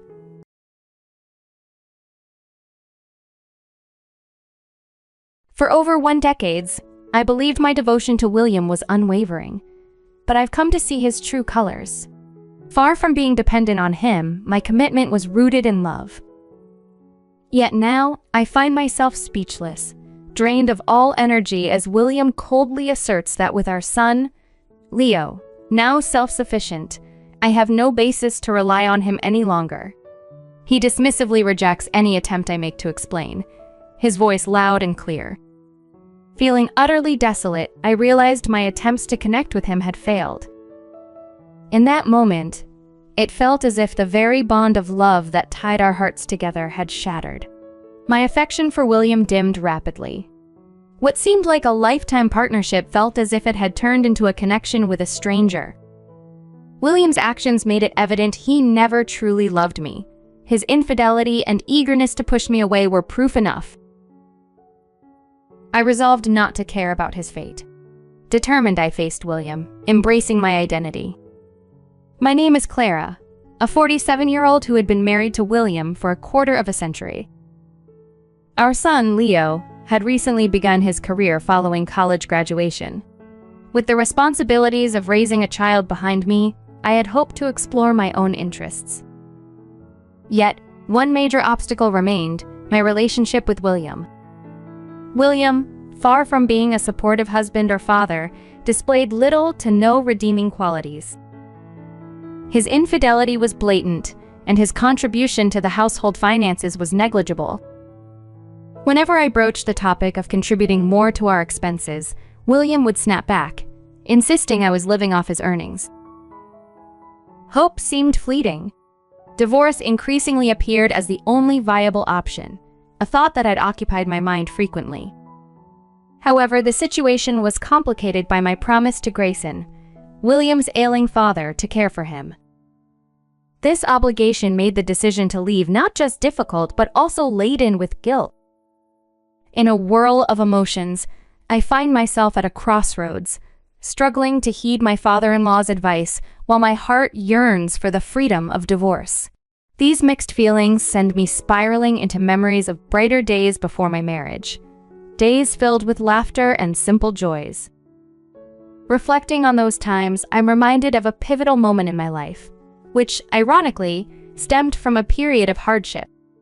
My family owned a quaint diner, a labor of love where my father was the chef and my mother the welcoming face serving our customers. The diner was a place of culinary delight, thanks to my father's passion for cooking. However, his business acumen left much to be desired. Driven by a noble yet financially impractical dream, he aimed to fill our patrons' hearts and stomachs without regard for the bottom line. This approach, while admirable, meant our family often faced financial difficulties. Despite these challenges, I grew up proud of the joy our food brought to our customers, never questioning my father's financial service provider. That was until a major crisis during my college years threatened our family's livelihood. Our ingredient supplier declared bankruptcy amid a recession, putting our already precarious financial situation in jeopardy. With no way to recover our advance payments and the threat of closure looming over us, despair filled our home. It was during this dark time that a regular customer offered a beacon of hope. With a generous offer to help us financially, this kind soul asked for nothing more than for us to continue serving our delicious meals. This unexpected gesture allowed us to connect with a new, more affordable food wholesaler, ultimately saving our diner from bankruptcy. A year after this turnaround, as my father and I visited our benefactor to express our gratitude, I encountered his son, William. He suggested dating him as a way of repaying his father's kindness. While we had already thanked his father, William insinuated that refusing his advances could harm my family and our diner's reputation. Caught between gratitude and manipulation, I was left to navigate the complexities of this new relationship, all while grappling with the implications for my family and the future of our beloved diner. While I was out picking up groceries for dinner, I received shocking news. My dad was in the hospital. Dropping everything, I rushed to his side, only to find him in good spirits, laughing off my mother's concerns as an exaggeration. This moment of relief was shattered by a sudden realization I had completely forgotten to get in touch with William. My phone was inundated with his missed calls. In a state of panic, I called William back, only to be met with his frustration over dinner not being ready. I explained the situation about my dad, but William's response was cold and unsympathetic. His demand for me to prioritize him over my father left me feeling small and disrespected. Despite his outburst, I found the strength to assert the importance of family, suggesting he would feel the same if it were someone he cared about. To my dismay, William claimed he wouldn't care even if his own father was in such a situation. This revelation left me stunned and questioning the foundation of our relationship. In the end, I told him he'd need to fend for himself for dinner, hanging up the phone with a heavy heart. This incident was a turning point, shattering any illusions of happiness in our marriage. I realized William saw me more as a servant than a partner. Despite the hurt, I knew I couldn't dwell on my sadness. The thought of divorce began to take root, and I started planning for a future without William. Years later, when Grayson, presumably another family member, was gravely ill and hospitalized, William's indifference to the situation and concern only for the financial implications further confirmed his lack of empathy. His reaction to seeking help from his brother Thomas, despite the strain on our own family, was the final straw. It became clear that William's lack of care extended beyond just my father to any genuine family crisis. This realization pushed me to the edge, ready to end a marriage devoid of mutual respect and understanding. In the midst of financial strain due to Grayson's hospitalization, I committed to handling the bills, a decision William reluctantly accepted. This responsibility came during a tumultuous time, as Grayson's illness led him to resign from his prominent role, a position William then filled. Despite the critical nature of these events, William seemed resentful of my involvement, and his presence at home dwindled, exacerbating the strain in our relationship. Our communication broke down further when planning for our son Leo's future. William's absence became the norm, leaving me to apologize to Leo for the familial discord. Yet, Leo harbored ambitions of attending university in Dallas, a dream I vowed to support despite William's indifference. As time passed, the house grew lonelier with Leo's departure to Dallas. William and William's visits becoming increasingly sporadic. Discussions about finances for Grayson's ongoing medical expenses revealed William's contributions were minimal and possibly dishonest, adding to the growing distance between us. The years rolled by, and with Leo securing employment, thoughts of divorce began to crystallize, demanding careful consideration of timing and approach to minimize conflict. However, it wasn't just about avoiding conflict, it was about confronting a bitter reality. A routine visit to Grayson ended with a startling discovery: my home felt different. The front door was unlocked, and inside, the sounds of the TV and William's laughter hinted at a normalcy that hadn't existed for years. Yet this semblance of normalcy quickly shattered. William had decided to tidy up by discarding my possessions, leaving my personal space barren. His actions spoke louder than words, declaring an end to any pretense of support or partnership. Confronted with this betrayal, I demanded an explanation, only to be met with William's harsh declaration of his exhaustion from supporting me. His words cut deep, marking a turning point in our relationship. For over 2 decades, I believed in a partnership that, in his eyes, was nothing more than a burden. This revelation forced me to face the harsh truth about our marriage. Despite dedicating years to support and understanding, it was clear William saw me not as a partner, but as a liability. The realization that I was considered a failure and a leech in the eyes of the person I had devoted my life to was a profound and painful awakening. My devotion to William was genuine. I wasn't exploiting him. Yet, as I tried to convey this, my resolve waned under the weight of his accusations. William's assertion that with Leo now self-sufficient, I had no grounds to rely on him, silenced me. His refusal to listen marked the end of any hope for reconciliation. In that moment, I felt a profound disconnection, as if the love that once tethered our hearts had irreparably frayed. My affection for William diminished rapidly. It became clear that to him, our marriage was merely a convenience. His actions, not just his readiness to eject me from our life, but his infidelity spoke of a lack of genuine love. Resolved to not let him trample over me, I confronted him with a decision to leave, my departure emphasized by the slam of the living room door. To my dismay, I found my personal belongings gone, discarded on V's orders. The retrieval of my possessions from the disposal company, whose employees had sensed something amiss with William's request and preserved my items, was a small victory. Grateful, I secured my belongings in a storage unit and informed Leon of my imminent departure and the prospect of divorces. Leo's brief response, tinged with fear, left me reflecting on my own emotions. Despite the upheaval, I was determined. My plans for a new beginning, albeit accelerated, were set in motion. The necessity of a temporary stay in a business hotel, while an unplanned expense, was a step towards independence. William's unexpected accusation of theft pertaining to his father's unpaid hospital bills was absurd.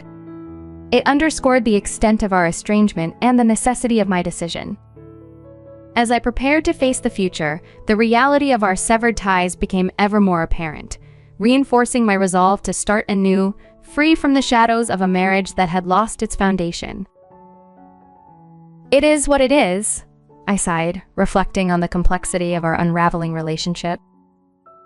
William's demand for me to cover his father's hospital bills was met with my calm refusal. "You're the one who wanted me out," I reminded him, emphasizing that since he had forced me out, I was no longer obligated to manage his financial responsibilities. Despite his accusations of theft, I was clear in my innocence, highlighting the insufficiency of the funds he provided. William, flustered, tried to shift the blame onto me, suggesting I use the money he supposedly gave me. This was ironic, considering he had always underreported his salary, keeping a portion for himself under the guise of an allowance. Unbeknownst to him, I was well aware of the actual figures, having confirmed his salary with Grayson, revealing the extent of William's deceit. Confronted with this truth, William was at a loss for words, his silence speaking volumes. When he finally spoke, trying to justify his entitlement to the money, I seized the moment to assert my desire for a divorce, including a demand for alimony. His reaction to my readiness for legal separation and my mention of having proof of his infidelity was palpable even over the phone. By proposing a meeting to discuss the divorce, backed by the evidence I had gathered, I effectively cornered William, leaving him with no room to maneuver. The surprise in his voice was evident, and despite the gravity of the situation, I couldn't help but feel a sense of victory. I had turned the tables, moving from a position of defense to one of control, setting the stage for a confrontation that would finally free me from a marriage built on deception and manipulation. On that decisive Sunday, I arrived early at the venue for our meeting, filled with a mixture of anticipation and determination. I was hoping, perhaps against hope, to extract an apology from William a tall order, but I was prepared for the challenge. When William arrived, his surprise was palpable upon realizing the meeting place was at a mansion. My mansion, which stood as a symbol of luxury and independence, something he never expected from me. As William stood there, taking in the sight of the grand house that boasted a garden, 3 stories, a basement, and even a home theater, I couldn't help but smile proudly. This house, testament to my secret success, was planned as my sanctuary post-divorce. William's astonishment was evident. He had always underestimated me, seeing me merely as a housewife. His disbelief grew as I led him into the house, where my lawyer awaited to discuss our divorce, his eyes scanning the lavish surroundings, unable to focus on the matter at hand. When William finally voiced his confusion about how I could afford such a place, I was ready with my response. The truth was, I had been earning a substantial income by assisting a friend with her business, a venture that began as a means to secure my independence during our marital strife and impending divorce. This revelation shook William, challenging his preconceived notions of me. The backstory of my financial independence began years earlier, amidst our familial and marital turmoil. Determined not to be left vulnerable, I sought employment that would allow me to sustain myself. Finding a well-paying job was no easy feat, but my friend Harper offered me an opportunity to work with her, an offer that would eventually lead to my unforeseen success. This journey from a strained marriage to financial autonomy was not just about securing a comfortable living space. It was about reclaiming my dignity and proving my capabilities beyond the confines of our home. As William grappled with this new reality, the stark contrast between his expectations and the truth before him underscored the culmination of my journey from dependence to independence, marking the beginning of a new chapter in my life. I work in land-based aquaculture, a sustainable method of fish farming where fish are raised in man-made pools. This approach helps mitigate ocean pollution, making it an environmentally friendly alternative to traditional aquaculture. Harper, whose father initiated this business, is now at the helm, and I joined her team to contribute to its growth. Since I started, the business has flourished, largely thanks to my efforts in negotiation and administrative roles. My success led to a promotion to an executive position, something I attribute to both skill and a bit of luck. As I shared my journey with William, he appeared momentarily defeated, only to then suggest we abandon the divorce proceedings and give our relationship another chance. However, his sudden change of heart seemed motivated more by the revelation of my financial success than by genuine remorse. My response to his plea was firm and unwavering. I could not envision a future with someone whose actions had betrayed our family values, evidenced by his infidelity and neglect towards his own father. I revealed to William that, despite the modest sum he provided, which barely covered our household's basic needs, I was the one who had been paying for Grayson's medical expenses. My earnings from my new role allowed me to manage these bills, something William had never contributed towards meaningfully. Nor had he shown any concern for Grayson B's well-being. This lack of support and empathy was a bridge too far, eroding any trust I had left in him. In the end, with guidance from my lawyer, we proceeded with the divorce. William, perhaps realizing his position was untenable, agreed to the terms, including an alimony payment of $41,000. As we finalized the divorce, I made it clear that he would be responsible for Grayson's hospital bills moving forward. William's agreement, albeit reluctant, marked the end of our marriage, paving the way for me to embrace a new chapter of independence and success, free from the constraints of our past relationship. Feeling a wave of relief wash over me, I watched William leave, marking the end of our tumultuous journey together. While I harbored a slight regret over not receiving an apology, I had one final card to play, a move that I was convinced would elicit the apology I sought. The thought alone brought a smile to my face. A few days later, as I was leaving the office, I heard someone call out to me. Turning around, I saw William, his approach no longer welcome. "We're divorced now, remember? So keep your distance," I reminded him, drawing a clear boundary. William's face was flushed with anger, a clear sign that he had received the news I'd anticipated. "What did you do?" he demanded, frustration evident in his voice. The realization dawned on him too late. "You're asking about your job? Well, isn't it a consequence of your own actions?" I replied, referring to his indiscretion at work. William's affair with a clerk at his company, where he felt untouchable as president, was reckless. After our divorce was finalized, I took the information to Grayson. Despite his disappointment over our divorce, Grayson was incensed upon learning about William's misconduct. The evidence I provided, including photographs of the affair, only fueled his anger further. Grayson then proposed a decisive move, transferring all his shares in the company to me. His intention was clear, not for personal gain, but as a means to remove William from power. In a company like Grayson's, where shareholder votes are pivotal in executive decisions, owning a significant portion of shares could indeed change the leadership landscape. This strategy wasn't just about revenge, it was about accountability. Grayson's decision to entrust me with his shares underlined his trust in my judgment and his desire to see the company led responsibly, a stark contrast to William's approach. As I watched William's realization sink in, the irony of his situation was not lost on me. His own actions had led to his downfall, a fitting outcome for someone who had underestimated the consequences of his decisions. After inheriting Grayson's shares, I suddenly found myself in a powerful position within the company, capable of making significant decisions independently. However, the choice to terminate William's employment wasn't mine. I simply shared the details of William's affair and my updated shareholder status with Thomas, leaving the final decision in his hands. Thomas acted out of concern for the company's well-being, not just compliance with my wishes. When confronted with this reality, William's facade crumbled, and he desperately pleaded for forgiveness, fearing the loss of his career.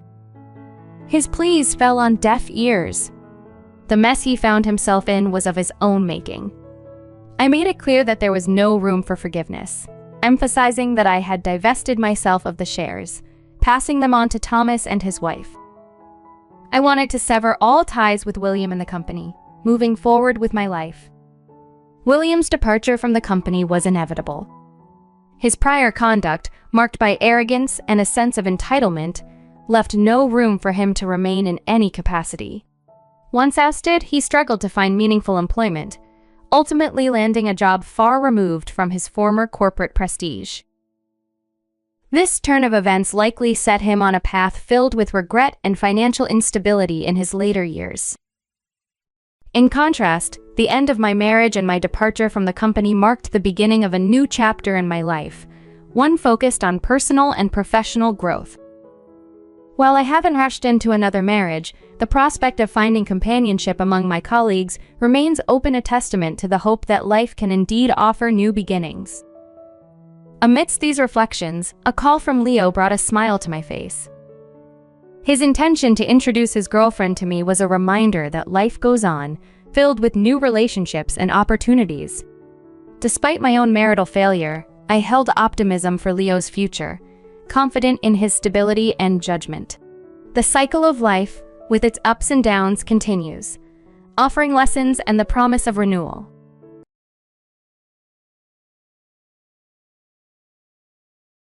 On a sunny day, my husband Robert and I, along with his parents, were embarking on a much-anticipated camping trip. As we made a brief stop at a highway rest area, and I stepped out of the ERV, Robert turned to me and said something completely unexpected and harsh. "You're not our family. Go home now." His tone was so unlike the caring man I married, it caught me off guard. I looked at him, bewildered, only to see smirks on the faces of all three.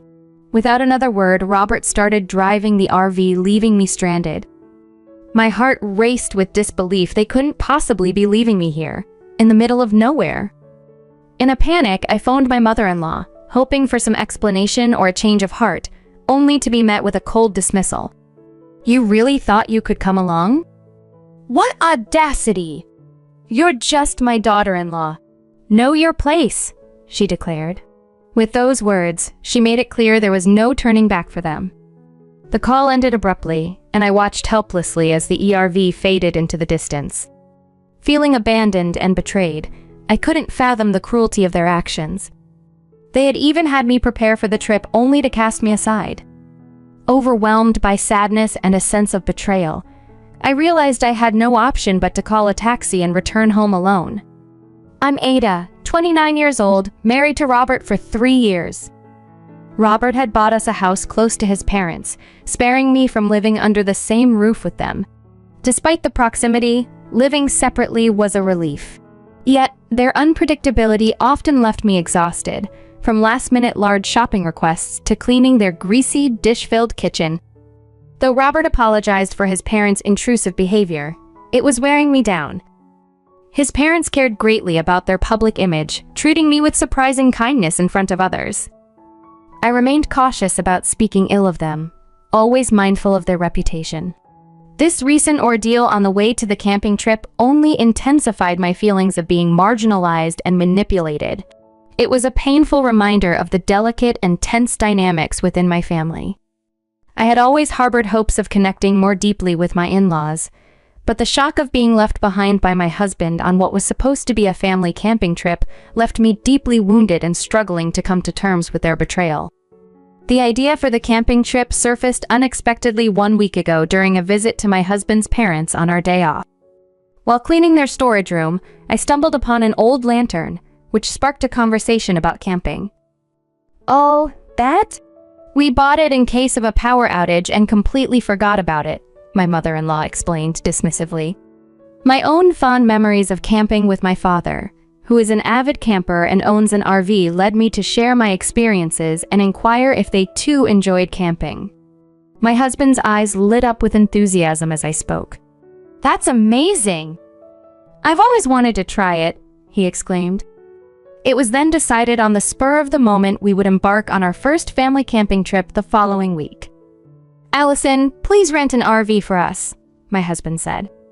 I was hesitant to ask my father to lend us his prized RV, knowing how much he cherished and meticulously maintained it. My husband sensed my reluctance and urged, "It's our first time camping, and we don't know what we need. It would be safer to borrow your dad's RV. Besides, I want to make this a fun trip for my parents." "Please, Ada." Feeling somewhat cornered by his plea, I agreed to talk to my father. To my surprise, he was more than willing to lend the RV. "Really? Are you sure?" "I thought you might say no since you always take such good care of it," I expressed my concerns. "If it's for you, Ada, I'm more than happy to lend it, and I'm touched that you want to please Robert's parents," my father responded warmly. He even went the extra mile by providing a complete set of camping gear, selecting beginner-friendly equipment, and explaining how to use each item. I left my father's house feeling supported and optimistic about the trip. This preparation and my father's generosity made the subsequent abandonment by my husband and in-laws all the more painful and incomprehensible. The experience left a bitter taste, complicating my feelings about family ties and trust. My father's enthusiastic support and willingness to lend his cherished RV warmed my heart immensely. I was hopeful that this camping trip would bridge the gap between my in-laws and me. Energized by this possibility, I threw myself into the preparations, securing a campground equipped with electrical hookups and located near a hot spring, which I thought everyone would enjoy. When I shared the details with my husband and in-laws, their response was enthusiastic. "We're so lucky to have you, Ada." "I'm so excited, I can't wait!" they exclaimed. Their excitement boosted my spirits, and I was glad to see them happy. On the day of the trip, I climbed into the ERV buzzing with excitement as we hit the highway. My heart was full of anticipation as we drove towards the campground. However, after some time on the road, my mother-in-law's demanding nature resurfaced. "Robert, I'm thirsty. Can we stop at the interchange on our way?" she asked.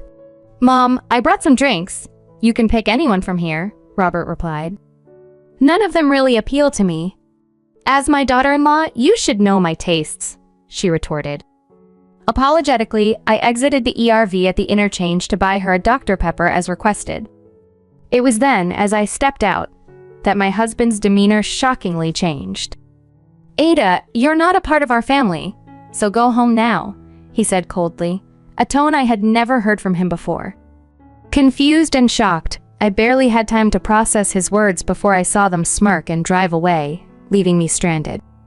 Panicked and feeling like this must be some cruel joke, I called my mother-in-law, only to be met with a chilling response. "You thought you could really come with us? What a brazen woman you are! You are not part of our family. Be aware of that. Bye! We'll enjoy a good family time without you," she said, and the line went dead. Standing alone, I was dumbfounded. How could they do this to me after I had prepared everything with so much care and thought? Their actions left me deeply hurt and questioning everything I knew about them. Overwhelmed by a rush of bitterness and sorrow, I felt unable to process the painful emotions. In desperation, I called a taxi and headed back home alone. The following day, my husband Robert and his parents returned from the camping trip, bubbling with excitement about their adventure. Shockingly, they showed no remorse for abandoning me and didn't even offer an apology. When I confronted them about the previous day's events, the response I received was baffling. "We did it to teach you a lesson," they said. "Ada, you need to understand your role as our daughter-in-law. We felt we needed to take drastic action because you weren't grasping it otherwise." Their justification for such extreme behavior stunned me. There was no reason that could justify leaving me stranded on the highway. The conversation took an even more surprising turn when my mother-in-law mentioned something about living together. Confused, I asked, "What do you mean by living together?" "I haven't heard anything about this." It was then revealed that Robert had purchased a new house with the intention of having his parents move in with us the next year. "We'll be living together, so I'm going to be stricter with you," he warned.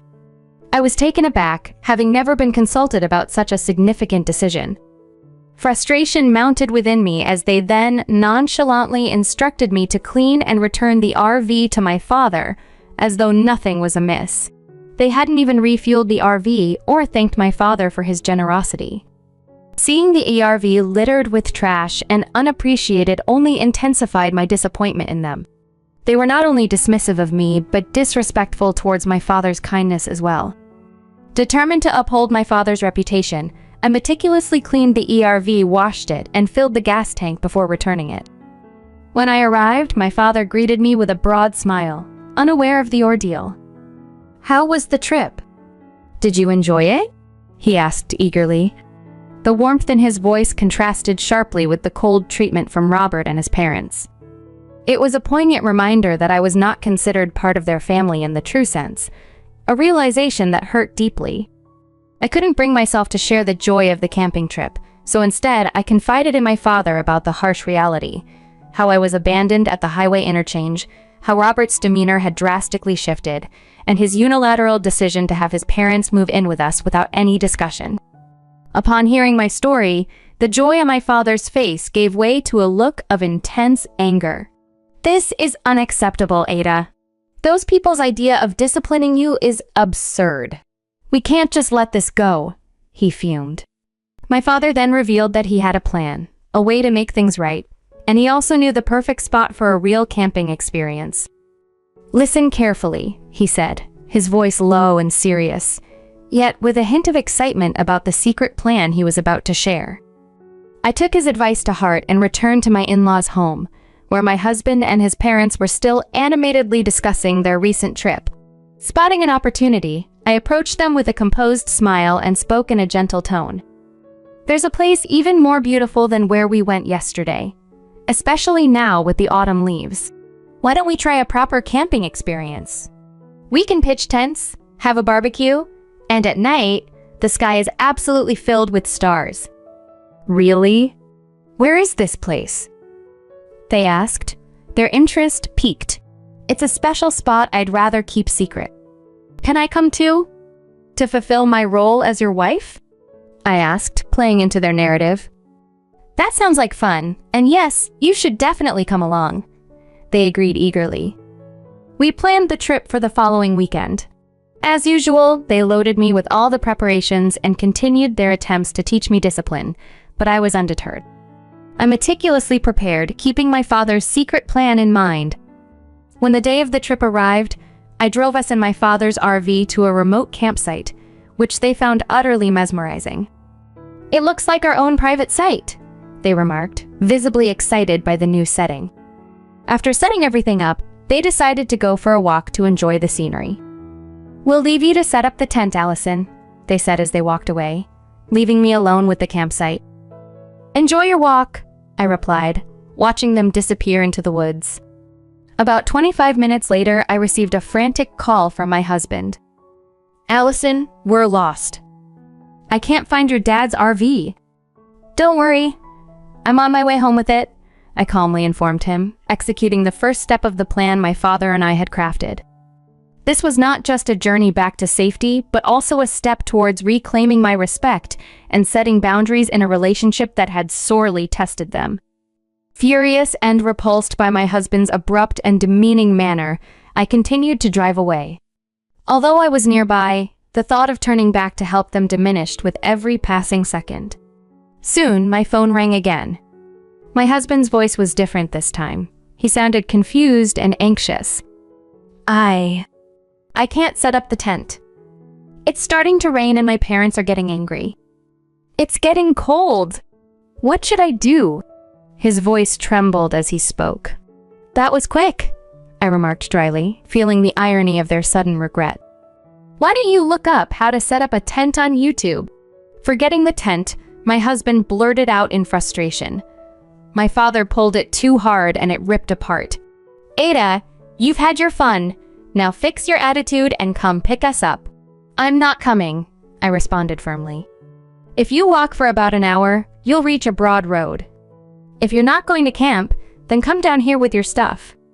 Just because I'm asking you nicely doesn't mean you can get all high and mighty, he retorted, his tone sharp and dismissive.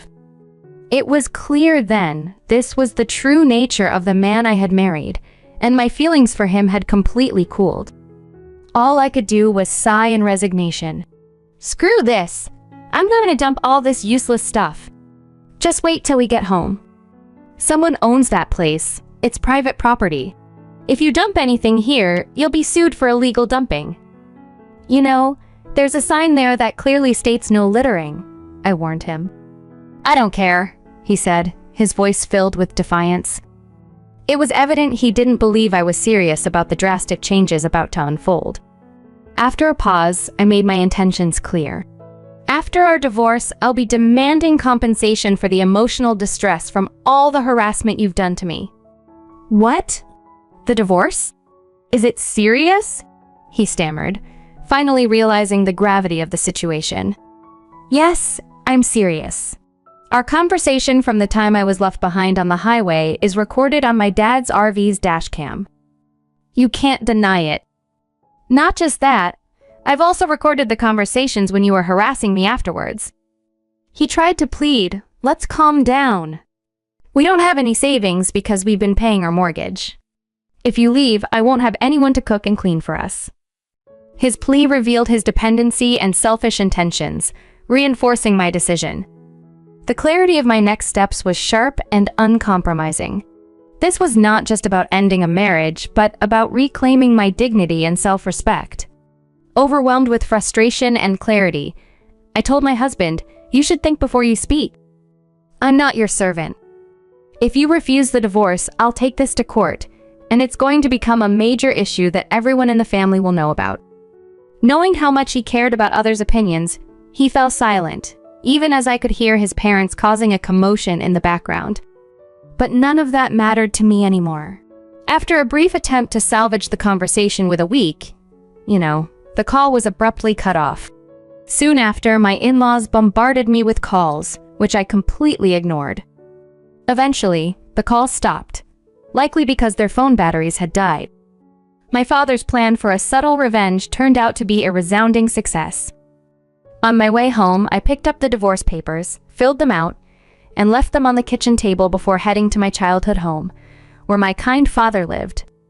For some unknown reason, it took my husband and his parents 5 hours to come down from the mountain, a trip that normally took just 1 hour. Should have used Google Maps instead of bothering me, I thought to myself, shaking my head at their foolishness. Driven by desperation to persuade me to stay, my husband later showed up at my parents' house, visibly furious. Ada, get out here now! I'll teach you a lesson, he yelled from outside. I coolly replied, if you have something to say, talk to my father. He's quite upset, so this might not end well for you. My towering and formidable father confronted my husband at the door, shutting down any further outbursts. Moreover, they had left their camping gear and tent in the mountains, which led to them being sued for illegal dumping. The landowner pressing charges? My father, who had inherited the property from my grandfather. Security cameras installed due to frequent trespassing and dumping caught them in the act, making it clear who was responsible. I couldn't help but ponder the potential consequences they would face. Following the completion of our divorce, I pursued and won a significant settlement from my husband and his parents for the emotional distress they caused me. Unable to pay off their mortgage due to the financial strain, my husband's house was foreclosed. He and his parents now live together in their deteriorating, leaky home, a stark contrast to their previous life. As the saying goes, no use crying over spilled milk. I returned to the company where I worked before getting married and am gradually rebuilding the lifestyle that suits me best. Next month, I plan to go camping with my parents, and I'm confident it will be a joyful experience, free from the shadows of the past.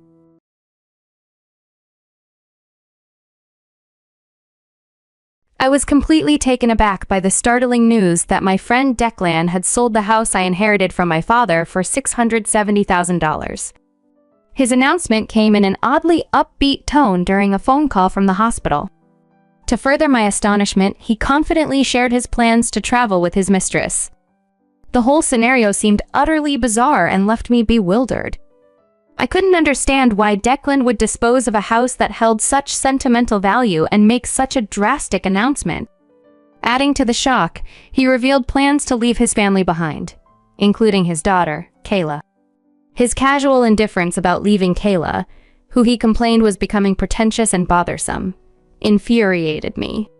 As I tried to process the distressing news of Declan selling the family home and abandoning his loved ones for his mistress, I was flooded with a mix of anger and disbelief. It felt like I was losing my grip on reality, and I was compelled to intervene to stop Declan from rashly squandering the house.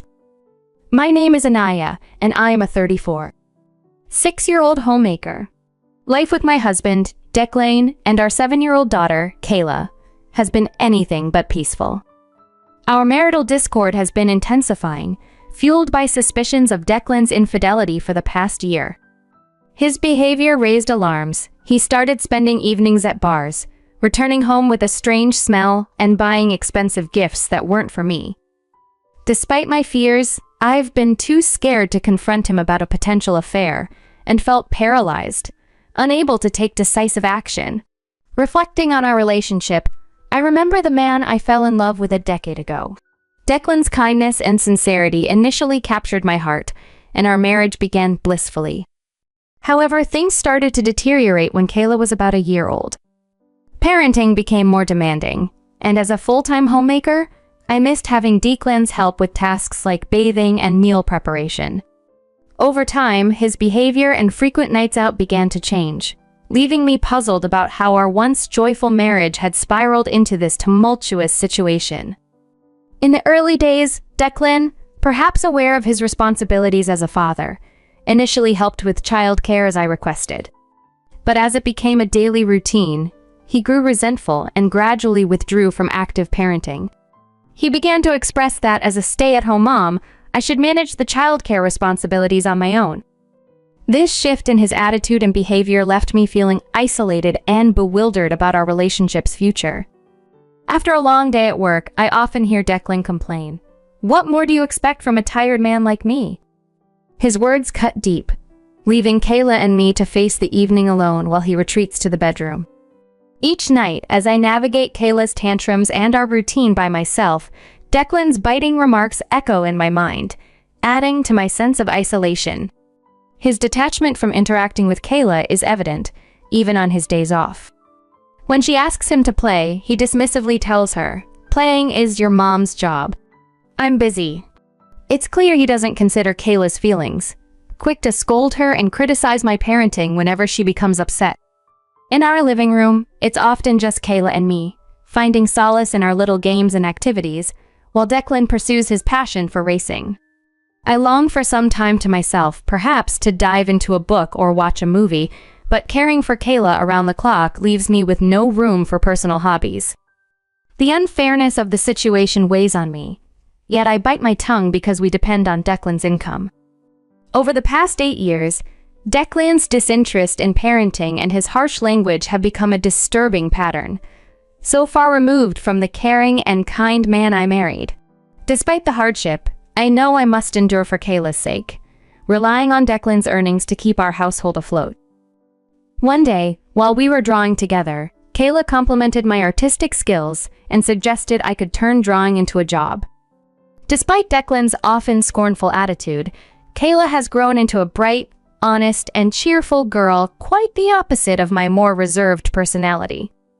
It's uplifting to see her thriving at school, surrounded by friends, and even favored by her teachers.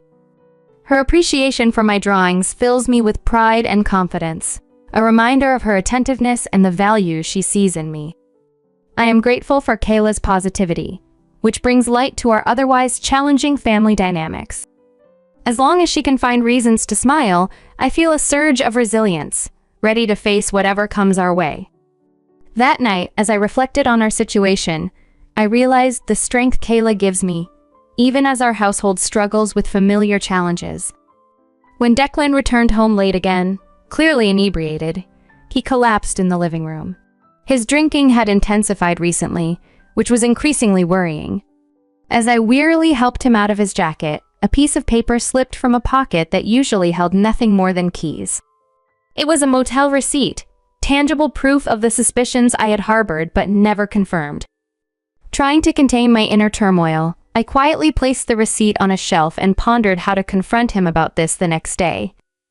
The following morning, after Kayla had left for school and Declan had sobered up somewhat, he hurried out, leaving me alone with my thoughts and the regular chores that couldn't distract me from yesterday's discovery. The receipt was a stark reminder that I could no longer ignore the truth or maintain our pretense of normalcy.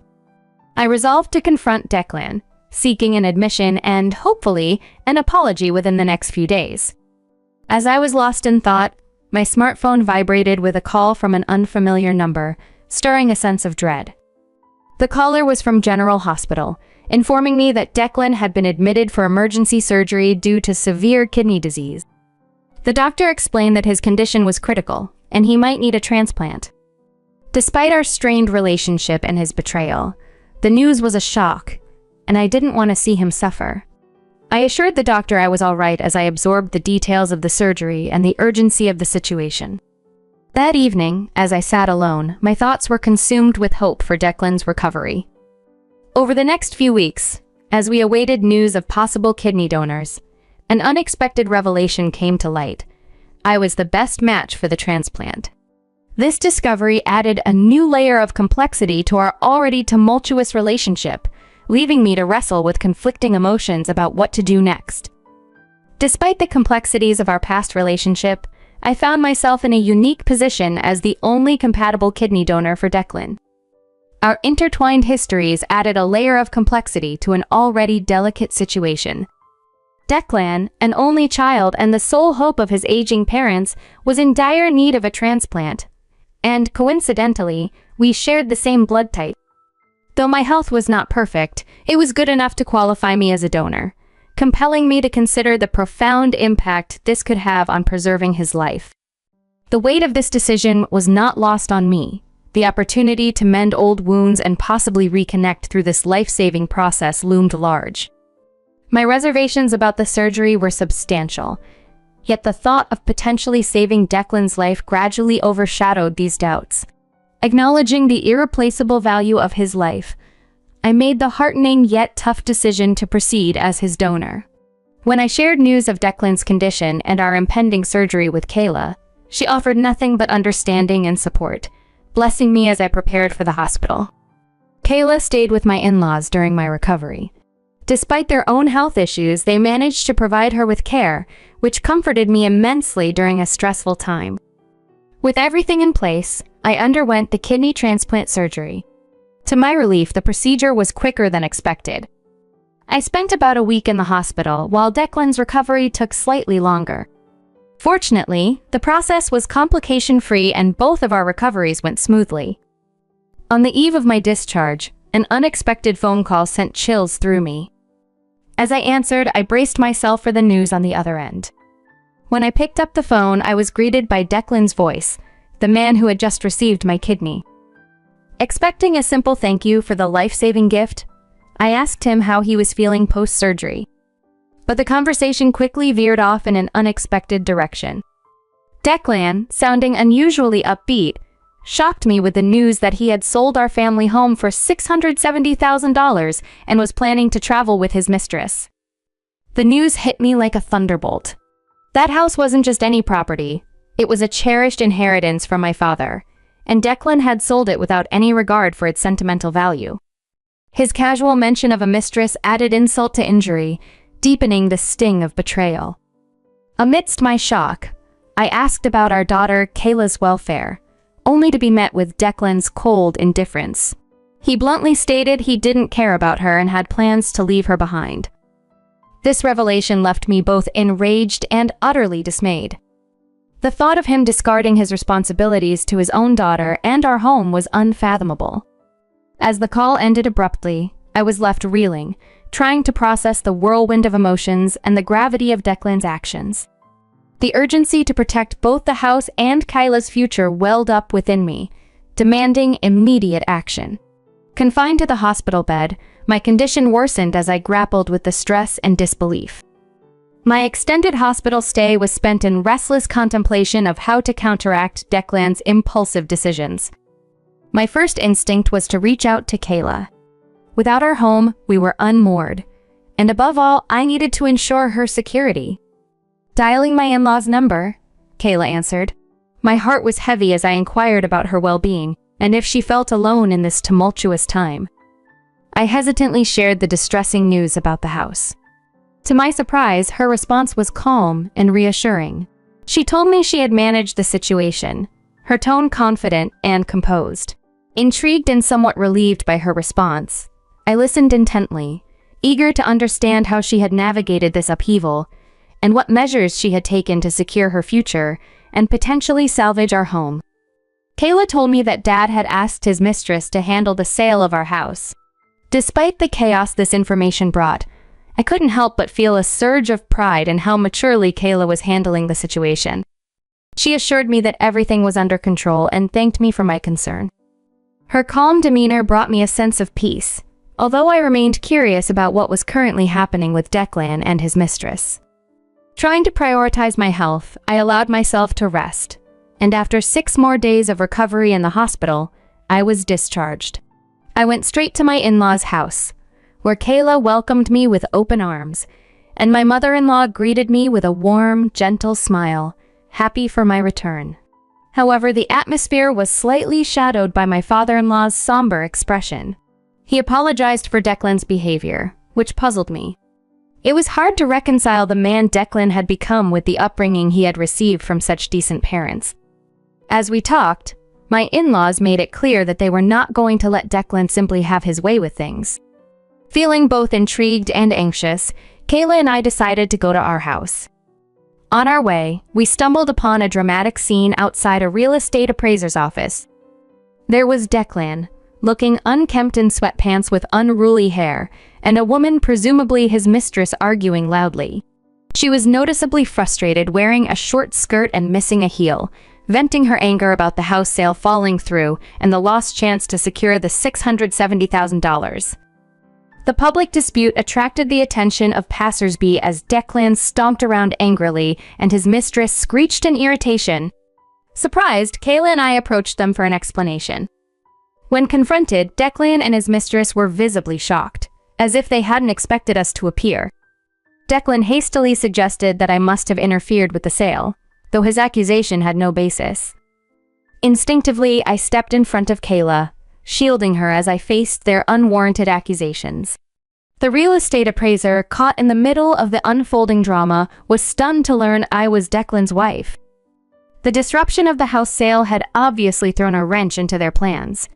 Declan, pointing at his mistress, confessed he was trying to settle debts he had accrued on her behalf and secure a new place for them to live.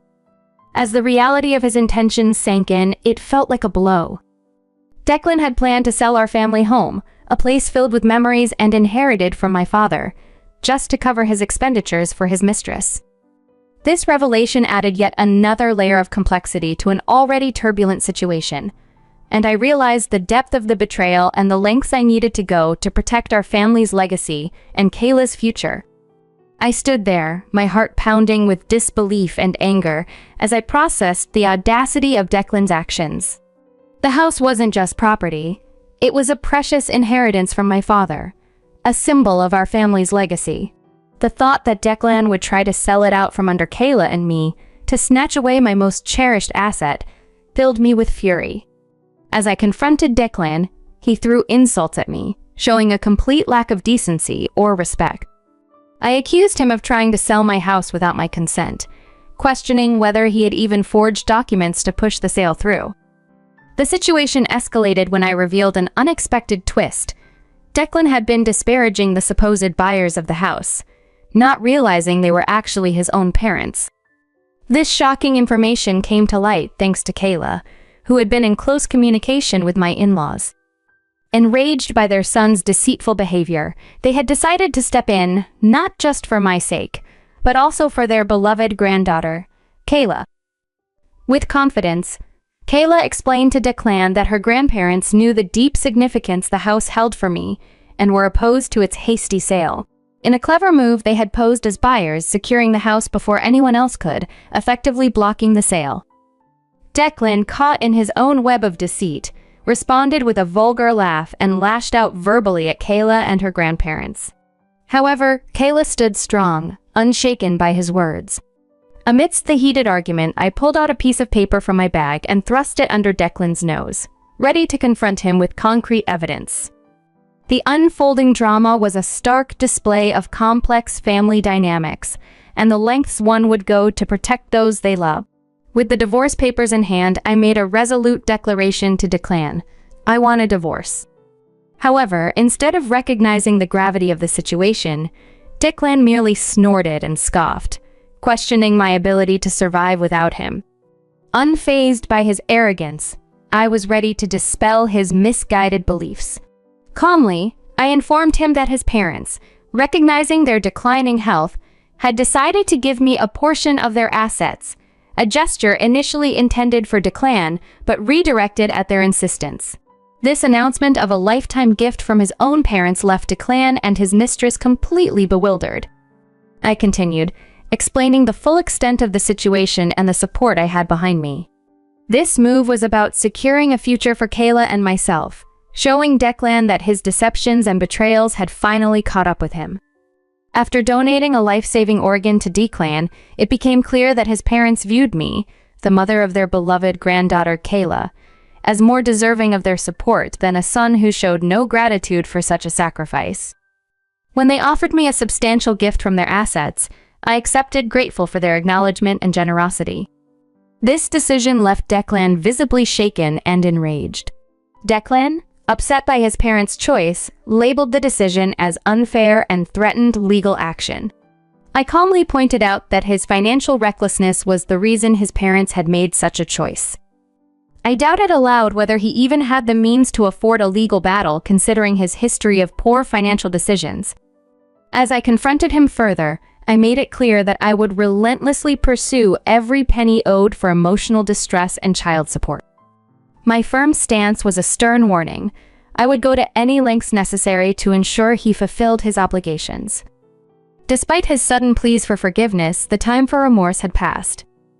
As Declan and his mistress hastily retreated from the confrontation, the real estate appraiser, who had witnessed the entire exchange, thanked me for resolving the situation. Although the ordeal was awkward for all involved, I apologized for any inconvenience caused and prepared to move on to the next chapter of my life. Hand in hand with Kayla, we walked home. Her gratitude and the proud smile on her face reinforced my resolve to protect and provide for her always. I silently vowed to be her steadfast guardian for life. The divorce proceedings from Declan concluded smoothly, almost anticlimactically, prompting me to reflect on why I had tolerated the marriage for so long. Declan's financial recklessness had escalated. He had invested heavily in his affair and borrowed extensively, leading to his financial downfall. His mistress eventually left him due to his dire financial situation. Moreover, his workplace downsized, and Declan, likely due to poor performance or behavior, was among the first to be laid off. Now, struggling with part-time jobs and lacking the drive to seek full-time employment, Declan's life appeared bleak. While it was difficult to sympathize given his actions, it was evident that karma had caught up with him. He needed to focus on resolving his debts. Meanwhile, I embarked on a new career in architectural designer, inspired by Kayla's praise of my drawing skills. The feedback from clients was overwhelmingly positive, appreciating the meticulousness of my work. My plan moving forward was to expand my clientele and work diligently to provide a stable and fulfilling life for Kayla and myself. This new beginning was not just a professional endeavor, but a profound commitment to our future, fueled by the assets and the opportunity given by my in-laws. I stood in my living room, staring at the wedding dress hanging